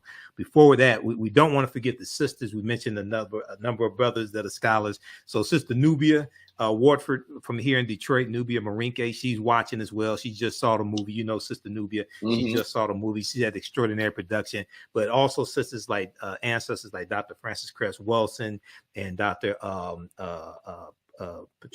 Patricia Newton. You've got, we have Dr. Marimba Ani, okay, who wrote Yorugu, an African-centered critique of European cultural thought and behavior. We have sister teaches the Metal Netter. I know her. It'll come to me. Richetti, Dr. Richetti, Amen. Yes. Yeah, Dr. Richetti, Amen. So we have the sisters also, Dr. Talitha LaFloria, whose book is behind me, Dr. Danny Ramey Berry, Dr. Erica Armstrong Dunbar. So we have the sisters also. Oh, yeah. Okay, those watching, if you like this type of information, you can support the African History Network, $ the TheAHNShow through Cash App, $ the TheAHNShow through Cash App, and also through PayPal, paypal.me/TheAHNShow. This helps us keep doing the research, stay on the air, keep broadcasting, and visit our website, theafricanhistorynetwork.com, theafricanhistorynetwork.com. We have the information there, and my online classes. You can support us there also. How can people support you, Professor Small? Well, always $ Cash App, Dr. James Small. Okay, I'm going to put that up here also. Yeah, but you're going to say something. Go ahead. Yeah, Sister Nubia, and how you doing, my beautiful sister, who's a heck of a historian. Yes, Palms archaeologist, doing research in Sudan, but the rest of us are even scared to go. You know, and she said it is correct that only 4% of Africans across the continent were involved in the slave trade, versus 96% Arab and European. And people need to know that. So if you think that 4% is big, just look at what percentage of the Black community sell drugs in the Black community, right, to you every day. That's worse than any kind of slave trade. So yes, you will have people who are weak. Yes, you will have people who will fall. But let's not talk about the weak. Let's talk about the strong. And what this movie shows is what a strong African woman looked like. Ms. Viola, girl, every step you took in this movie made the earth shake. Okay? And the young lady, who's the young lady that played her daughter? Mbedu Thesu, I think is her name. She's from South Africa. She's from South Africa. Yes. She was brilliant. And the sister who played her big sister who died and saving her life, she was brilliant with the way she brought this sisterhood concept, motherhood concept of adopting the orphan, bringing you into the family, taking care of you now. That piece that I grew up in on the plantation in South Carolina, that Africa, with so many of us grew up in Mississippi and Alabama and Arkansas and Louisiana and Texas. Let's stop forgetting, because we brought Africa right here with us and we behaved in a certain way. What made you think we behaved any differently at home? Right, exactly. It was Thusu Mbedu. She played Nawi. Viola Davis's daughter. Give us your Cash App again so I can put it up here, Professor Small. What's your Cash App again? $ Dr. James Small. Okay, Dr. James Small. Uh-huh. Okay, we'll put that up here so you all can support Professor Small also. Okay, I want to go to I want to play a little excerpt of this interview. Viola Davis was on Good Morning America on September 13th, 2022, and let's go to this clip here. It's a movement. This is so much more than just a movie, and you even talked about it being so important to you, and just that zenith for you. That sort of magnum opus, I call it. Yeah. I think the same reaction that you have as an audience is the reason why I did the movie. First of all, it is a movie that's led by women. And it's a movie that's led by Black women. And it's a movie that's led by dark-skinned Black women. There is no white savior, you know, and it's women who are warriors, tapping into not only their physical strength, but also when you see the movie, they're humanized. And so, when have you seen that? I remember someone online said, I'm tired of seeing dark-skinned Black women as just strong and fighting and masculine. And I was like, when have you ever seen that? We do now. And what a cast you've put together to tell this story. Absolutely. Tuso Bedu, Lashana Lynch, Sheila Atim, you know, Adrienne Warren, who was in Tina Turner, you know, as well as Sia, Shioma, Jamie Lawson, women who are beyond brilliant, but also, I mean, women who are playing roles of Agojie warriors that literally, it could have been an action film. But when they walked in, you see people, you see humans. And I think that's what shifts. You bring out the best in people because the critics are saying this cast, everyone in every single role, the best. Yes, absolutely. And, you know, here's the thing, you know, as a woman, you're taught that being a girl and being feminine is not about tapping into your physical strength. It's about being demure, speaking in a high voice, being polite all the time. Whereas the challenge of, the reason why I loved it so much is my body served me. And it was, I had to do 5 hours of weightlifting and martial arts every day. Was that all new for you? Wait a minute, you did martial arts, you did weightlifting, you did sprinting, you did weapons training, but you also have to take a DNA test. DNA test, which I didn't want to see. I didn't want to see I'm lactose intolerant. I have a high rate of injury. I said I can't eat sugar. I mean, and I had to keep telling Gina, Prince-Bythewood, great director. I had to keep calling her and say, Gina, listen to me now. You know I'm 56. You know if I get on that treadmill at 9.4, I lose oxygen. If I'm at 9.4, I could die of a heart attack, Gina. These girls are 30 years old. Gina, you got to do something else. You got to do something else, Gina. You're going to have a dead warrior here. Let's give everybody a look. All right. Your family, no wonder. Okay, so that's an excerpt of a great interview that Viola Davis did on Good Morning America. That's on the Good Morning America's YouTube channel. That's from September 13th, 2022. Okay, any comments on that before I go to the next topic? No, I think she said it all. I mean, this is Black women having an opportunity to interpret their racial history, and at the same time to interpret the role that Black women have played in history, are playing in history, and could play in history. Right. You know, when we look at the civil rights movement in America, from top to bottom, there's that Black woman. You know, when Marcus Garvey goes to prison, he leaves Henrietta Benton Davis in charge of UNI, and that's some brother. When Malcolm X goes overseas, he leaves a woman in charge of OAU. When Right. Malcolm X died, his sister Ella becomes the president of OAU. When the youth was trained to do the bus rides in the South, these were Black women who organized that bus ride into the South and trained them into nonviolent tactics. You know, whether you ever look at civil rights leaders marching with Dr. King and others, you see all those Black women right there marching.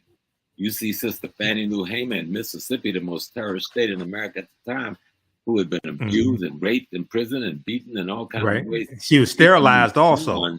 You know, and forcing the Democratic Party convention to come to a halt. Nothing like that had ever happened in the history of America at the convention in Jersey. This Black woman had been fierce throughout our history. She is our mother. And any foolish man would get caught up in some white dialectic foolishness and not understand your mama, your wife, your daughter, your sister, and you're caught up in some female demeaning, minimizing process. You know something's wrong with you, so go on and fix yourself. Exactly. Yes. So before I played that clip, you were talking about the difference between the content and the intent. Right. The content and the intent. Talk about that, because we discussed that earlier today, and you're talking about the two white female writers, Maria Bello and the other one, their intent, and then what Viola Davis and her husband Julius Tennant were able to do. Talk about that, please. Right. Having worked on the film, I've seen some of the best writers who are well-meaning people who have done good research, and they're trying to write a Black story, but they don't come from our culture. They don't come from our value system. So these are not African Americans. These may be white, other ethnic groups. Right. Just to be clear. Okay. Right. They don't have our worldview. Right. And they're trying to tell the story. And what they end up writing is their content about us. But that content comes with an intent based on their value system and their worldview. And so I could see where Miss Davis and her husband would have to look at that content, analyze its intent, and then use the knowledge of being an African to take that content and alter its intent. You see, and the way we see the design. And you know, I can be critical, Michael, because when we first started, I'd get ready to beat up on Sister Viola. And I'd me back, Brother Small, you need to go watch it, Brother Small. And I watched it. And I told Professor Kaba the same thing. Professor Kaba the Common, I told him the same thing. The work, and I know what they had to go to accomplish the work. I know our history, because like you, I'm wrapped in history. That's my thing. I am history, you know, and I know the culture. Like if you look over my shoulder, you see Shango, the big guy, standing there with all of my electors around his neck. Next to Shango is my mother, Oya. Above Oya is the head of the Benin prince that the European captured and don't want to give us back that head. Sitting at the bottom is the Ashanti god, because I go nowhere without them. I immerse myself in the philosophy that surrounds them. And so, like Viola was talking about how she had to get in shape and to do this movie, because you could see it was very challenging physically. But you could see them meeting the challenge. And African culture, when you're trying to take the content written even by Africans themselves, because you got to remember, colonization and slavery have altered our consciousness to such a degree that much of our content have the wrong intent because of value system and worldview. And if you want to bring a message to really talk about taking content and creating an intent that will bring a message that will show, even in fiction, the possibility of what the history of a people could have been and should have been, they had a job cut out for them, and they met the challenge. Yes, they met. I definitely agree. I definitely agree with that. people talk of one of the things that I see on social media and in the media in general, and also this came up. So this movie comes out right after Queen Elizabeth II dies, and then a lot of information comes out with the British involvement in not just the transatlantic slave trade, but in colonizing little more than 25% of the world population. Okay. So some people say things like, well, the British abolished the international transatlantic slave trade in 1807, and Dahomey didn't want to abolish it, or the British did the right thing, or they try to make the British out to be saints or something like that. It's like, wait a second, they got involved in 1562, okay, and they didn't. And in 1807, when they passed the Slavery Abolition Act, that just dealt with bringing Africans into their British colonies. It was still legal to have slavery in the British colonies. They didn't end that to 1834. Yeah, they didn't end slavery. Talk about that. Right. Yes. The British did not end slavery. What the British did was to interrupt the competition. Slavery produced for Britain the beginning of the Industrial Revolution. But now those who had free labor was challenging the wealth of the Industrial Revolution. So Britain replaced its labor population with the Irish and the Scots who they were occupying, who they had colonized in the British Isles. People don't even go back there. The Irish and the Scots, this was their land. British people we call British people, these are Germans, Anglo and Saxons who invaded these people. All right? Right. And so now they realize in order to make the money, they had already made all the money, all of the wealth that undergirds the Industrial Revolution in Britain comes from the transatlantic slave trade. All of that. Right. They had no wealth before that of any significance. Okay. Right. And so now they had that wealth. They wanted to move in another direction in terms of wealth building and wealth creation. But that was being challenged by these other states who was getting the wealth from slavery, from the slave trade. So France, who was the competition, Denmark, who was the competition, Spain, a competition, Portugal and Germany. Britain had to find a way to minimize their ability to use wealth from the transatlantic slave trade to challenge British hegemony over the burgeoning Industrial Revolution. Do y'all hear what I'm saying? Yes. You get it? Okay? Yes. So they trade chattel slavery for wage slavery on the Irish and Scots. The Irish and the Scots. And then at the same time, they want to minimize the French developing their industrialization and minimize the Portuguese and Spanish developing their industrialization. But to do that, you've got to then do what they went out there with ships and said, and they only have 3 ships out there. 3 ships that can patrol the whole Atlantic Ocean. Give me a break, okay? So they went out there with ships and said, we're going to block you from trading, making money off the slave trade, because that's going to make you wealthy enough to compete with us in this new industrial direction we're going in.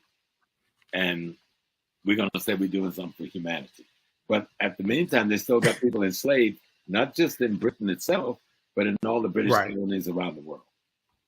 Well, now we're going to take it a step further, and then I want to just show briefly some information dealing with the Industrial Revolution, because I do a whole presentation dealing with the African American origins or African American roots of Labor Day history, and this goes back into the origins of the Industrial Revolution, starting in the 1790s in Manchester, England, and a lot of the cotton that was being produced at that time was produced by African slave labor. So when we look at it, people can read this article here. I'm not going to go through the whole thing, but read this article. It's a fact check. It's from USA Today. I've talked about it before in the African History Network show. This deals with United Kingdom finished paying off debts to slave-owning families in 2015, which they did. They had to take out a loan to pay. Now, what happened was when they abolished, finally abolished slavery in 1834 in their colonies, Britain pays 46,000 British slave owners. They paid them reparations. It's about 19 million pounds. I don't know what that translates to in dollars. It was about 19 million pounds. Okay. And then they take out a loan to pay them. They just finished really paying off that loan and the interest, things like that in 2015.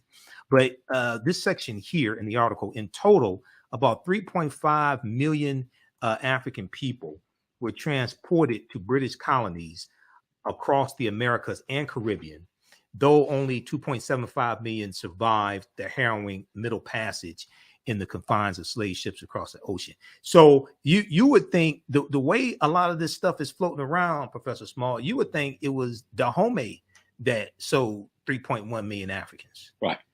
The British get left off the hook. They get let off the hook. Mm-hmm. And that's why it's important for people to go watch this movie, because Dahomey is simply prototypical of African resistance. The movie. Mm-hmm. This could have happened anywhere in Africa because it did happen everywhere in Africa. Right. Let me say it again. This could have happened anywhere in Africa because this type of resistance happened everywhere in Africa. You know? Yes, the resistance happened everywhere in Africa, and then also a lot of African ethnic groups, nations were given an ultimatum by Europeans: either you provide us with African captives, or we're going to take you also. Because the Europeans are coming with the. They had a military presence stationed on the shore. That's what slave dungeons were. Slave dungeons were forts that housed their military with their cannons and their armament that they could come up with on any given day and wipe you out, which they did on many occasions. Right. So let's study the thing and understand it. I want my brothers and sisters, especially African Americans, stop being cowards about learning your history. Don't come tell me about the baseball game, the football game, and the basketball game, and who's got a girlfriend, who's got a boyfriend, what's this one stat, and what's this, and none of that takes any money home to your pocket. None of that transform your consciousness and allow you to be a better person so you can raise your children in a safer world. History does that for you. History gives you a worldview. History gives you a perspective on your daily reality. History tells you who your friends and enemy has been and who your friends and enemies are today. Instead of you looking at yourself and hating yourself, hate the person that destroyed the image of yourself while you're restoring that image to yourself. And this takes study, but you don't have to study hard. I've got at least 100 tapes on YouTube. Just go listen to Brother Smoke. Ain't gonna cost you nothing. You know what I'm saying? Go to Michael Imhotep's education channel. Tune into his classes. Tune into Baba Kaba's classes. Tune into Dr. Ma'at. See what blow you away. And you'll realize that people say, well, where do I go to get the history? Just turn on your computer. You don't have to turn on your computer. Turn on your cell phone. All of us is all over your cell phone. Okay. Well, this is one of the reasons why I created the African History Network in 2010 to provide that information. Absolutely. Very quickly here, and then we're going to wrap up. And I want you to let people know. I want you to give people your website and tell people about your courses coming up, anything like that as well. But very quickly, we talked about the Industrial Revolution. Now, this comes from the BBC. This is part of my presentation that I do dealing with the origins of the Labor Day holiday. This is from bbc.co.uk, and they have a lot of documentation on all this, the BBC. Slave trade and the British economy. British profits were made from exporting manufacturing goods to Africa and importing products of enslaved labor, such as sugar. Ports such as Glasgow, Bristol, and Liverpool, England, where the Beatles were from, and Liverpool prospered as a result of the slave trade. So they go through and they have all these charts and things like this, but there's a portion here dealing with cotton that I just want to focus in on, and I want to see if I can get to this. Okay, they talk about this. I can't. Let me see which page is this on. They have these slides here. Which one is this? Okay, this is 3. The role of the trade in navigation. And okay, this deals with manufacturing. So this one right here shows economic growth and the Industrial Revolution. Many historians describe the Industrial Revolution as a process rather than as an event. The part that exports played can be shown as a virtuous circle. So exports grow, industry grows, business owners invest and look for better machines. Machines get better, products get cheaper, exports grow. You have this cycle. They were trying to corner the market when they did this thing of blockading the slave trade.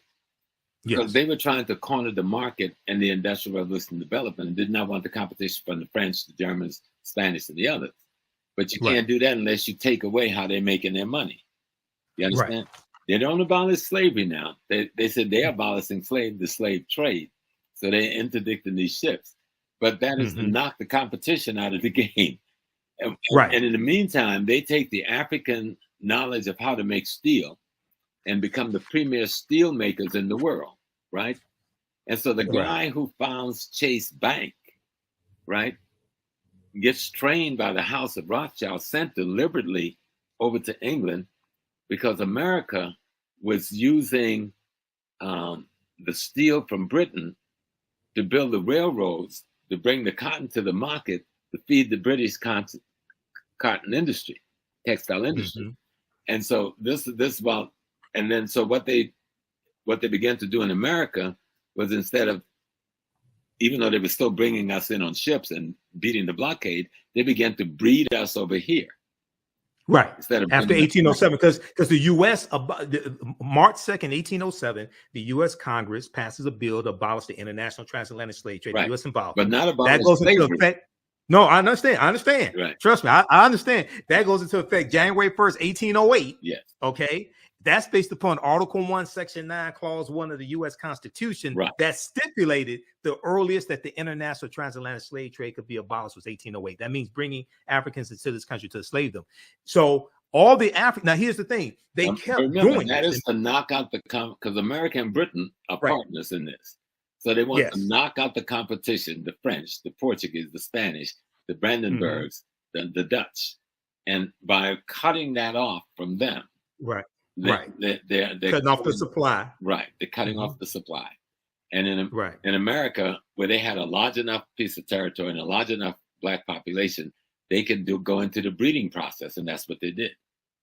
Right. And what it did was it also increased the value of the African slaves that are already here, because you're cutting off the supply as well. Now the other thing is, even though it was illegal after January 1st, 1808, they kept bringing Africans in. Right until the 1860s. Right up to the when the Clotilda comes in. Right. So all the Africans, the one we know about. Right. That's the last known slave ship we know about. Yeah. And that was because of a bet. Timothy Mayer was the white wealthy businessman who made a bet that he can smuggle Africans into the country. But one of the points I want to make, all the Africans that were brought to this country from January 1st, 1808 through July of 1860, when the Clotilda comes in, all that was illegal based upon federal law. Right. Okay. So that helps to lay a legal foundation, not a moral foundation, but a legal foundation for reparations, because Europeans violated federal law. Also, there was a tax up to $10 paid for each African that was smuggled, that was brought to the country illegally as well. That's stipulated in the Constitution. Okay. Article 1, Section 9, Clause 1. Now, and when we look at the U.S. Supreme Court case of the Amistad, the United States versus the Amistad, those Africans, when their freedom, Joseph St. Q and those other Africans on the Amistad slave ship, they win their freedom in the U.S. Supreme Court, because the U.S. Supreme Court rules that it violated international treaties for those Africans to be captured. It was illegal for them to be brought into the country because the international transatlantic slave trade was abolished, and they were given their freedom. Okay, so this is why we have to understand history and law, and use this. Go ahead. From the very inception of the nation, slavery was legal. It was a part of American law. America is completely culpable as a nation state. Yes. For the crimes against humanity committed against African peoples in the United States of America. Right. That's why they keep playing so many games. That's why I got to thank Sister Viola and thank her husband and thank our sister who was the director. Listen, y'all just broke through a brick wall. Okay, you knocked the whole wall down. You know, Black Panther did a good job in cracking that wall, but you just knocked the wall down, because what you showed about Dahomey.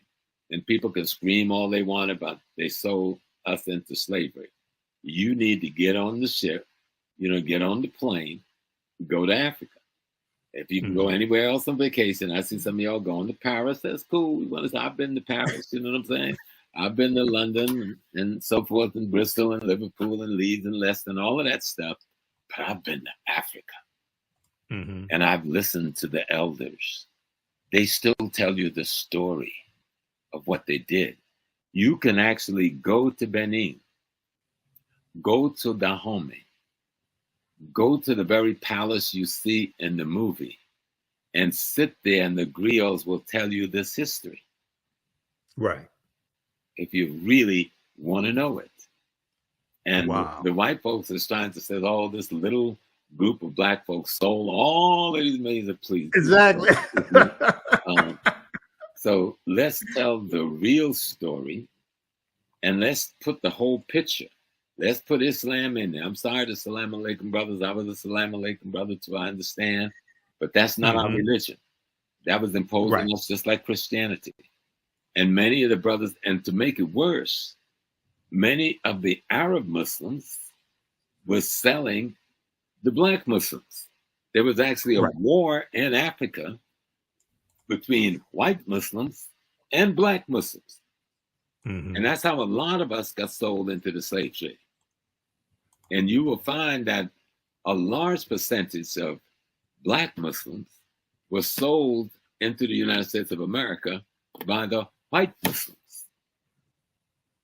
Not some indigenous African in Dahomey. Okay? Right. Yeah, because I know there was you had the Indian Ocean slave trade with the Portuguese and the Arabs. I'm talking about, there's a whole concept dealing with the jihads of the 1700s and the 1800s, with the raiding down. Once the Ottoman Turks crush the Fatimite dynasty at the end of the 9th century and takes over Islam worldwide, the Ottoman went to war against Africa. This is what destroys Ghana, the ancient Ghana kingdom, and the Mali and Songhai. It is the white Muslims declaring war on the black Muslims and selling us into slavery to the Portuguese and the Dutch. We don't even talk about that because we have such sympathy for Malcolm X and the Nation of Islam and Islam, but we need to talk about that. Yes. That and because that deals with El Mansur of Morocco invading Songhai in 1591. That right there. And one of the things, and Dr. Jose Pimenta Bay talks about this in like the book Golden Age of the Moors, a fantastic book edited by Dr. Ivan Van Sertima. But Dr. Jose Pimenta Bay, who has an essay in that book, along with Renoko Rashidi. That's the beginning of it. The jihads of the 1800s, and is where you really see the explosion of this. With coming down through Nigeria, Cameroon, Ghana. That's how the Ashanti gets involved in this thing, because they're fighting with the kingdoms of the Arabized, Islamized kingdoms in northern Ghana, encroaching on the hinterland of Ashanti. Okay, and the Ashanti is selling their prisoners of war, captured in that conflict. The same thing with the Mose people of what is now Burkina Faso. Mose being an indigenous population, but fighting with the Islamic encroachment on what became Upper Volta and later this. You see the same thing in Cote d'Ivoire, with the Akan people of Cote d'Ivoire, having and another ethnic nation having to fight this Islamic horde coming from the north. And of course, a lot of them end up being black because they're being converted the same way we're being converted to Christianity. But this is the Turkish Ottoman Empire and the Eastern Arab empires. And we don't even discuss it. And you're not going to understand West African transatlantic slave trade unless you know about the Sahara and the Indian Ocean and the East African Islamic slave trade that comes right down into the Western Sudan. Because that goes back to about 8th century. The great jihads. The Great Jihad. Okay. Let me just show this quickly and we're going to wrap up. This right, I want to go back to this. I was able to find what I was looking for. So this is dealing with the slave trade and the British economy. This is dealing with the Industrial Revolution. This talks about, this section talks specifically about cotton. Okay. From 1750 onwards, a new industry emerged in Britain, the production of cotton cloth. Wool production had previously been Britain's major industry, but cotton had one key advantage: machinery is better than wool. And then 1793, you have the cotton gin invented here in the U.S., and then you're going to have copies of the cotton gin, which reduces the cost to producing cotton. As a result, it was cotton production that the Industrial Revolution began. As a result, it was in cotton production that the Industrial Revolution began, particularly in and around Manchester, England. The cotton was used was mostly imported from slave plantations. Slavery provided the raw material for industrial change and growth. So when we talk about this Industrial Revolution, the foundation of that was the cotton that African slaves grew. Go ahead, Professor Small. Well, no, you just laid it out. And the thing that people must understand is that the American banking system was tied in to the British banking system. Full partnership. Yes. J.P. Morgan Chase comes out of a tutelage by the House of Rothschild in London. Okay. And they were involved in selling the steel to America, right?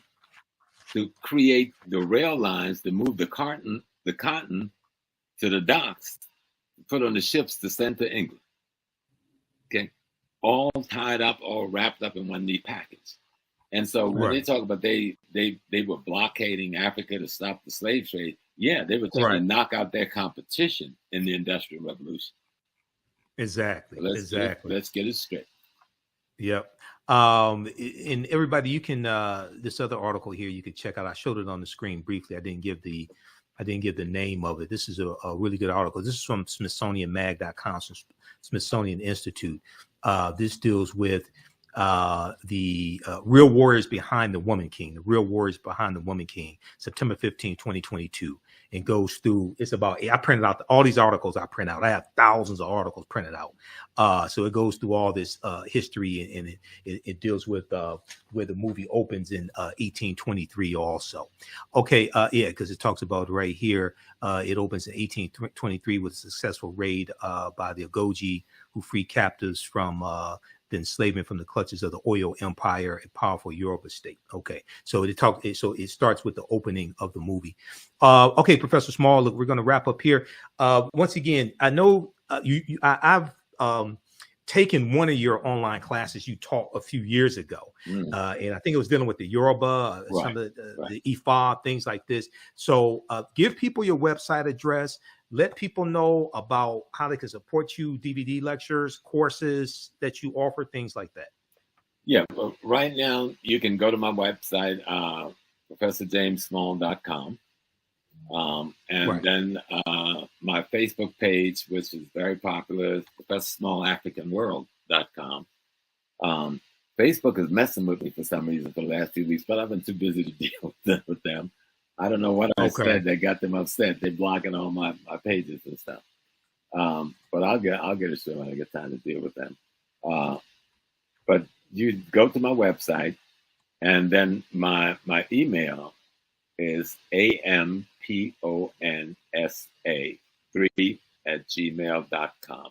amponsa3@gmail.com.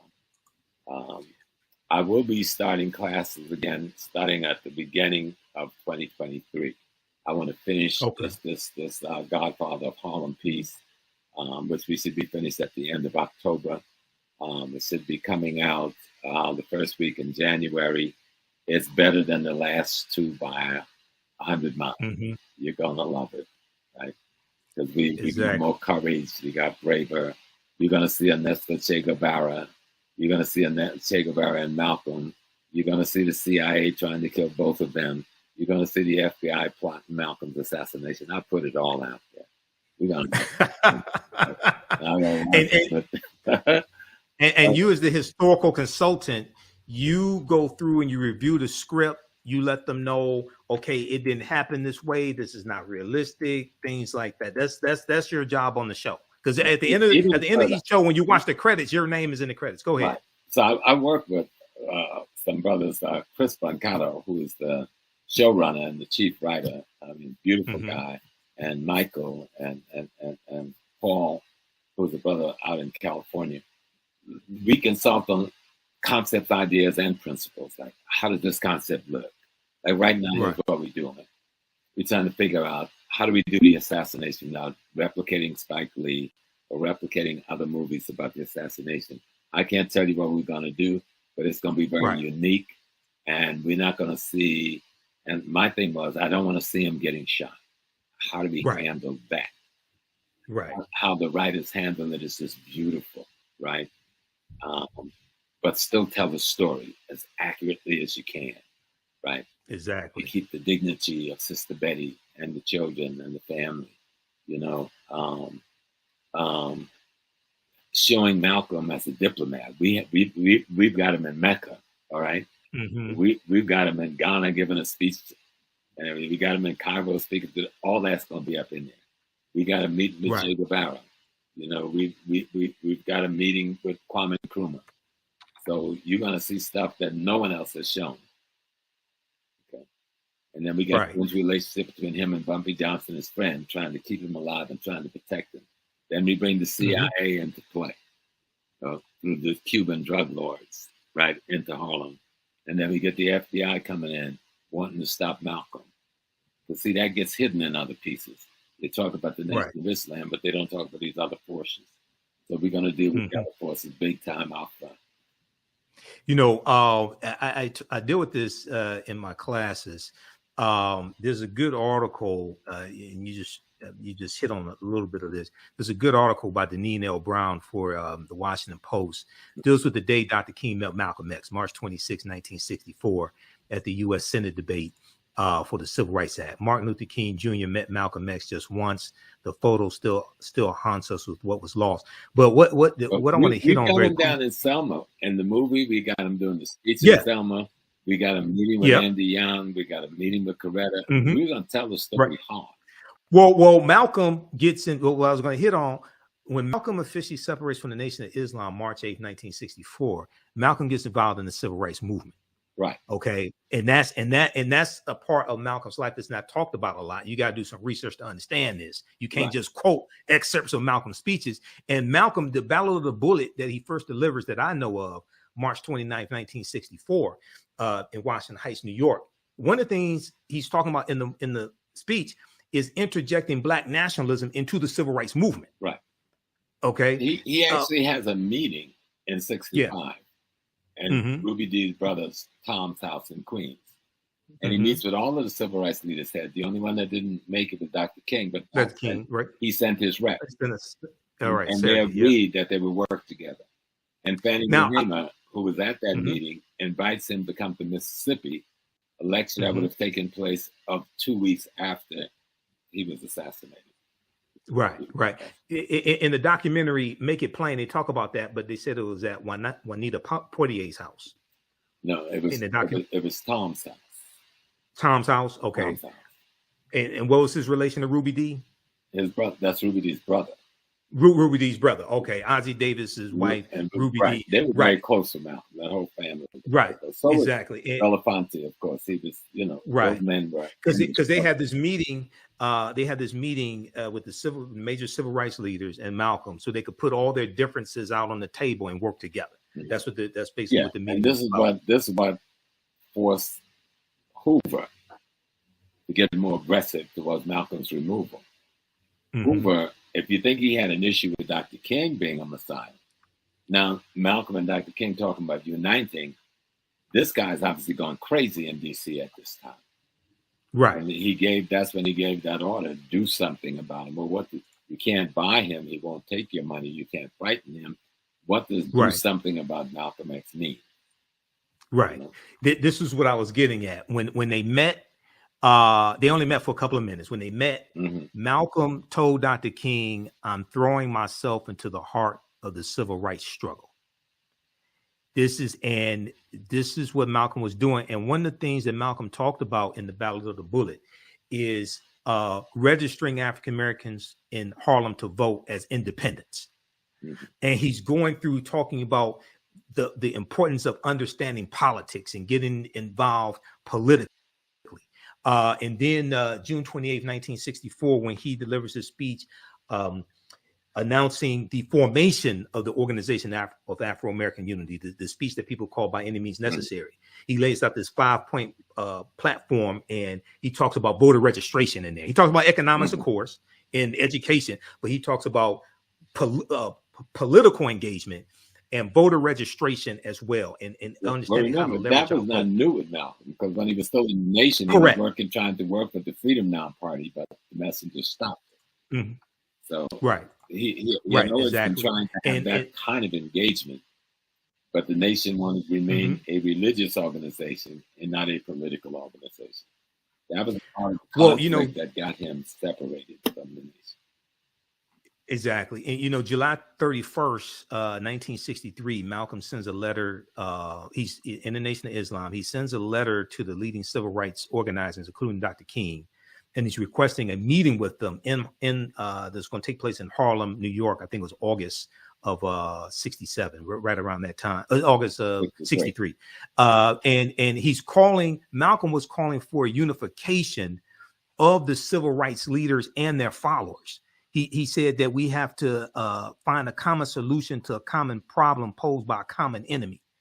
This is what Malcolm was doing while he's in the nation. He's calling for unification of the civil rights leaders and their followers. He's saying that we should be able to submerge our minor differences, the Negro leaders submerge our minor differences to find a common solution to a common problem posed by a common enemy. And this is what we need to do today, brother. Yeah. And so when you read that, I wish you'd send me that article. I'd like to take it to the I'll send it to you. I've got thousands of articles, Professor Small. Seriously, I'll send it to you. Right around those issues right now. And see, when you see that, then you understand why the split with the nation. You see the hand of COINTELPRO. Right. Okay. Right. COINTELPRO is well at work in the nation at this time. And the one thing they want to do is destroy the partnership between Elijah Muhammad and Malcolm X. And they were able to effectively do that in November 63. And once they got him out, they went to work to make sure they could never get back together. And then as Malcolm slides, as he does, to move in partner with Dr. King, they killed him. Yep. Exactly. Well, look, brother, it's been fantastic. People have learned so much. Everybody support Professor James Small and support the African History Network again. Here's his website, ProfessorJamesSmall.com, ProfessorJamesSmall.com. And then his Cash App also is $ Dr. James Small, $, Dr. James Small. And then be sure to support the African History Network as well. Well, look, brother, it's been fantastic. I know you got to run. Let's go ahead. Come back and call out the Woman King. That's why we came together, and people should go and watch it. It's an extraordinary document. It's a good movie if you just want to be entertained with some really fantastic acting. But if you want to have your African melanin stimulated, this will do it. I guarantee. Absolutely. You'll come away blown away by this movie. You'll come away wanting to learn more about African history and who you are.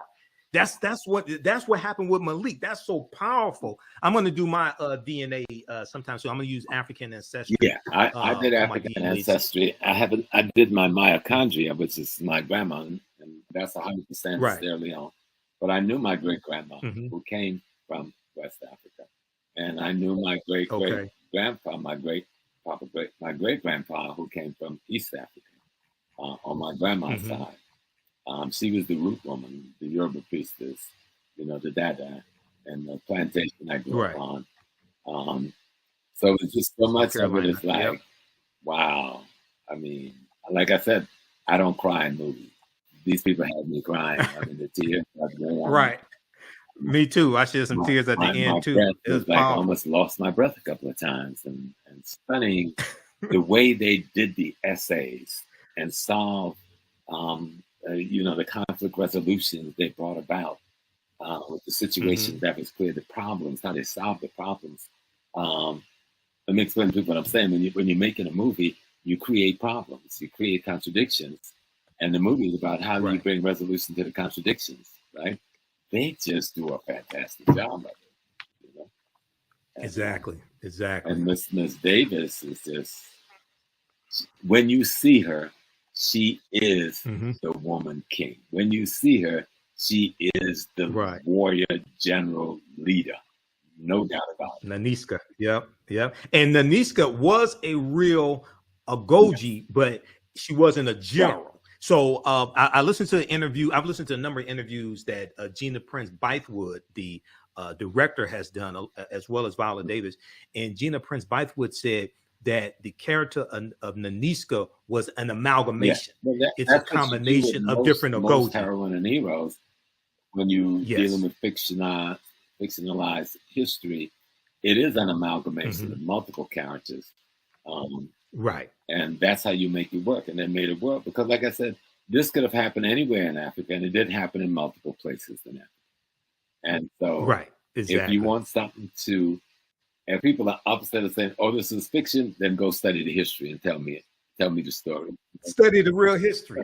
Yep. That's why we're doing this show, that deal with the real history, because what happens is movies that have a historical foundation, but a lot of fiction in them, it causes people to want to know more about the real history. That's why I'm doing this show. That's why I contacted Professor Small. I contacted Sylvian Diop, who wrote Fighting the Slave Trade. I'm trying to get in touch with her. I talked to Dr. Talitha LaFloria, who wrote, who's the author of this book here. We've had her on the show before.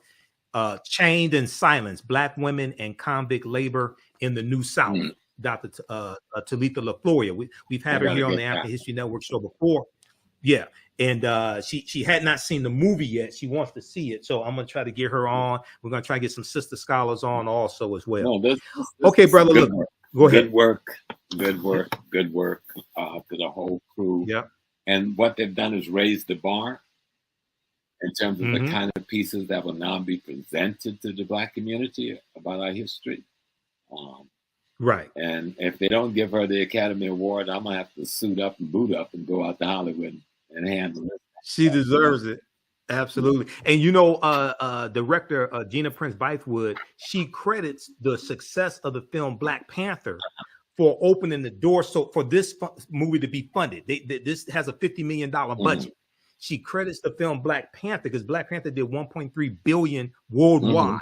Number one movie for 5 weeks in a row. She credits the success of that movie for being able to open the door for them to be able to do this movie. Okay, so that's powerful. Well, look, brother, I know you got to run. Man. So thanks for taking your time out of your busy schedule, man. We'll talk soon, and we'll talk about your classes. Okay, also, Brother Michael. Thank you for inviting me. I always enjoy my time with you. Peace and blessings. Me too, brother. All right. Hotep. Peace. Peace, family.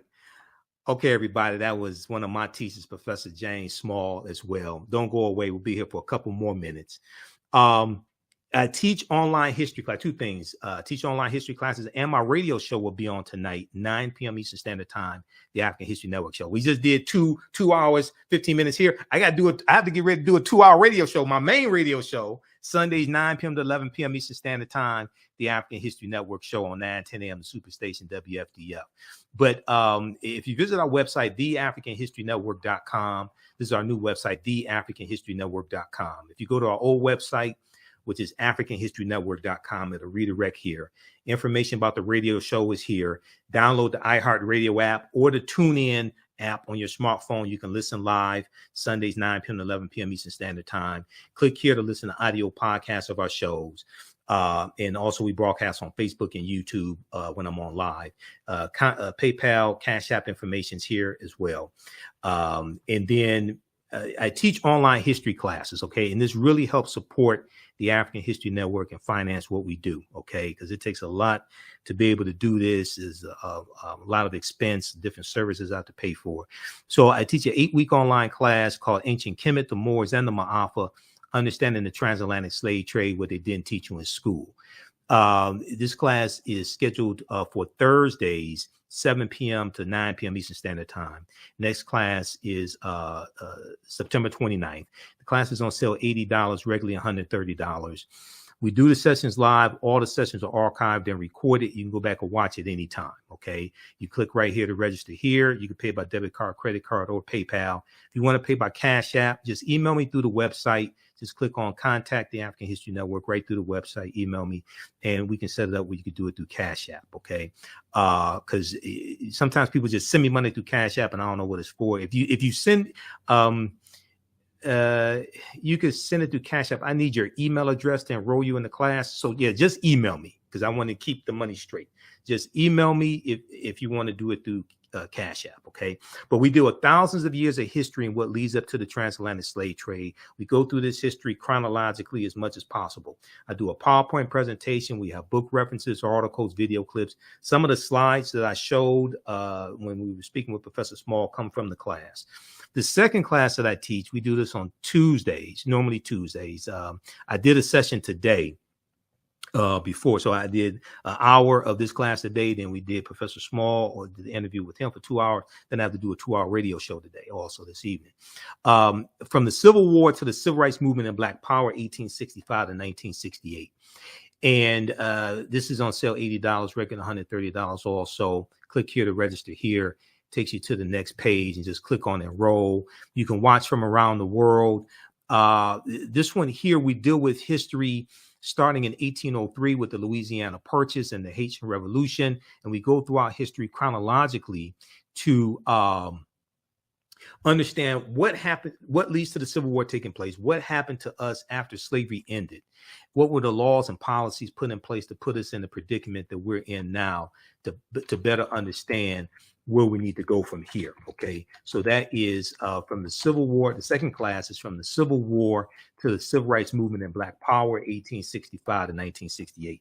I created both of these classes. I created the curriculum. Professor Small is one of my teachers.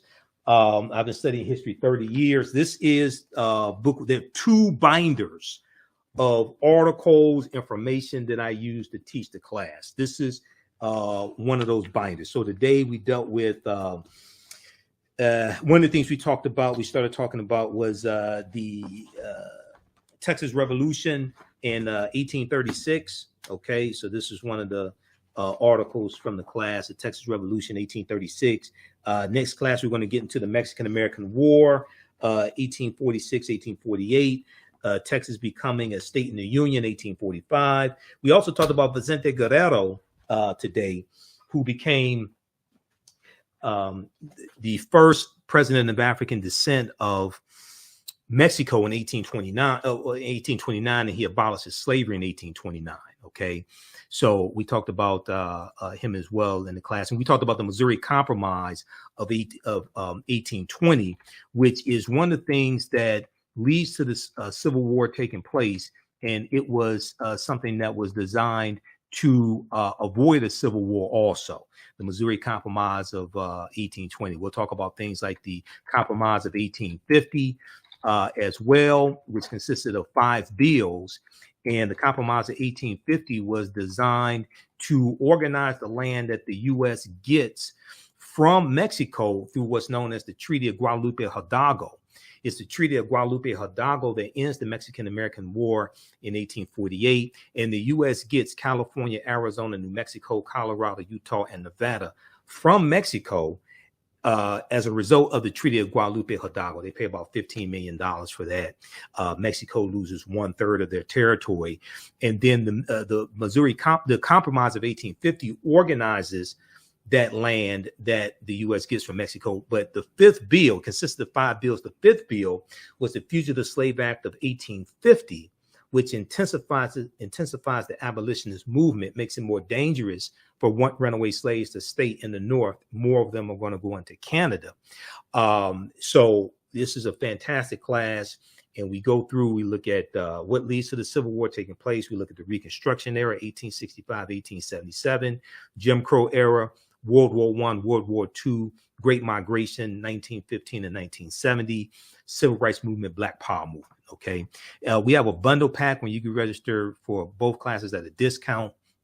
You get both classes for $130. That's an over $300 value because there's going to be bonus lectures that you get from me in digital format that we're uploading also. So right here, we have the bundle pack of courses. You can click right here to register here for it.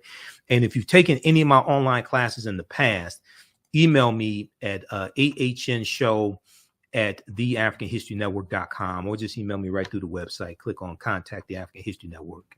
TheAHNShow@TheAfricanHistoryNetwork.com, and you'll get a 50% discount on the bundle pack if you are a returning student. And I've been teaching these online classes going back to 2017. I created the course Ancient Kemet, the Moors, and the Ma'afa, Understanding the Transatlantic Slave Trade.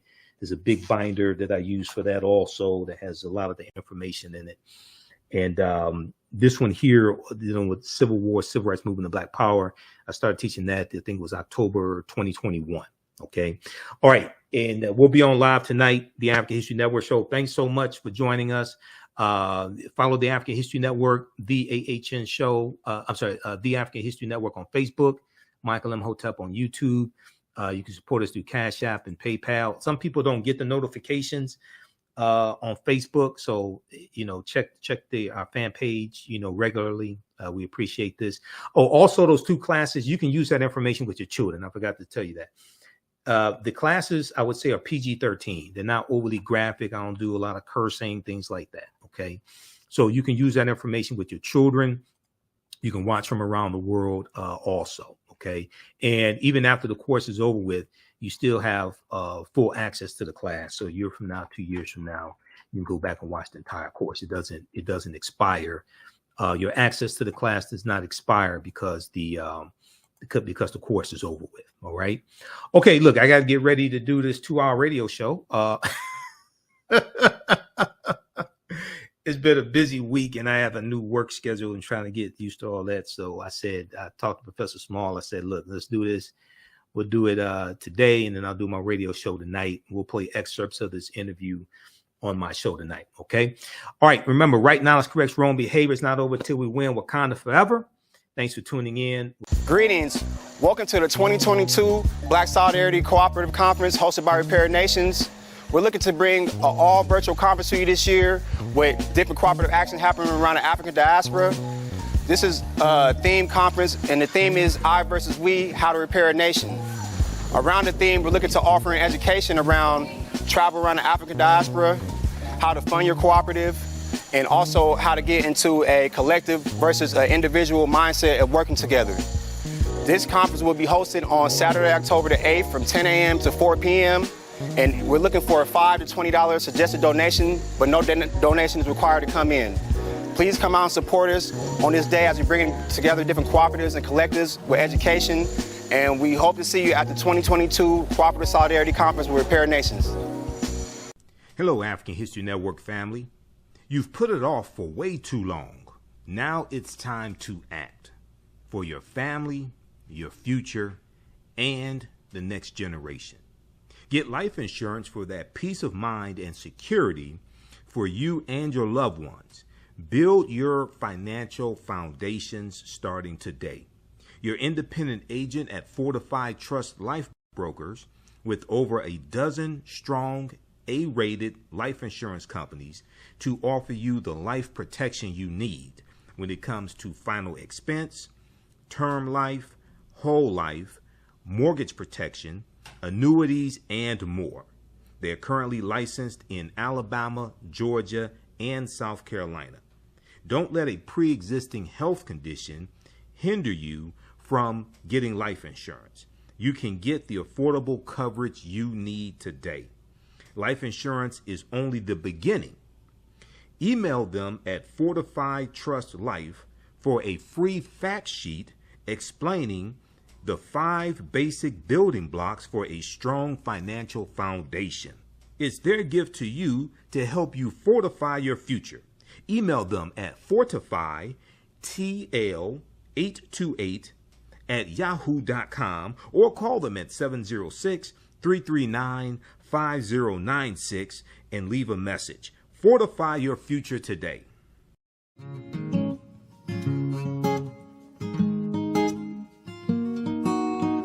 IDO Network International, in collaboration with STL Black Woman, DACA, and ACTA, present the Royal Pilgrimage to the Americas, August 24th through the 28th. The African kings and queens are coming to you for business, networking, and sharing of Pan-African ideals. The venue will be the illustrious En Garde Arts Hotel in St. Louis, Missouri. A royal cultural experience and exhibitions, trade and investment opportunities in Africa, the Caribbean, and the Americas. A Royal Pan-African Summit hosting keynote speakers, and a red carpet banquet. Come and witness an African royal coronation ceremony. Register at www.idonetwork.org to book your ticket to wine and dine with African royalty. Vendor opportunities available. Get face-to-face with the royals who own the land and resources for business. Contact DACA for deal room information at 602-730-4572.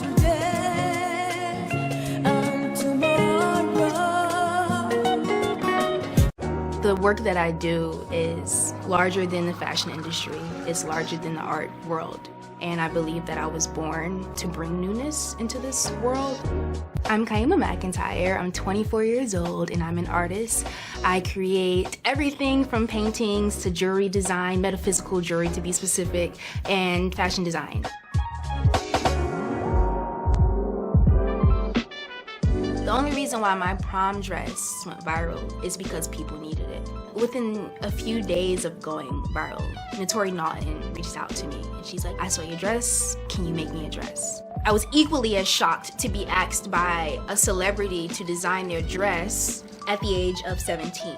That's just one person, and the list just continues to go on, to Janet Jackson, to Tyra Banks. It really hits home. That means that the discussion is happening on the grounds in real time. iRedify is a Black-owned digital platform that showcases Black and Brown cultures and people. The books on the platform are written by African American authors, Afro-Caribbean authors, African authors, and so much more. Kids 14 and under can read ebooks, listen to audiobooks, and complete learning activities. Kids can even write in the books digitally. Get unlimited access to everything on the platform for only $8.99 a month at iRedify.com. Sign up for your membership today.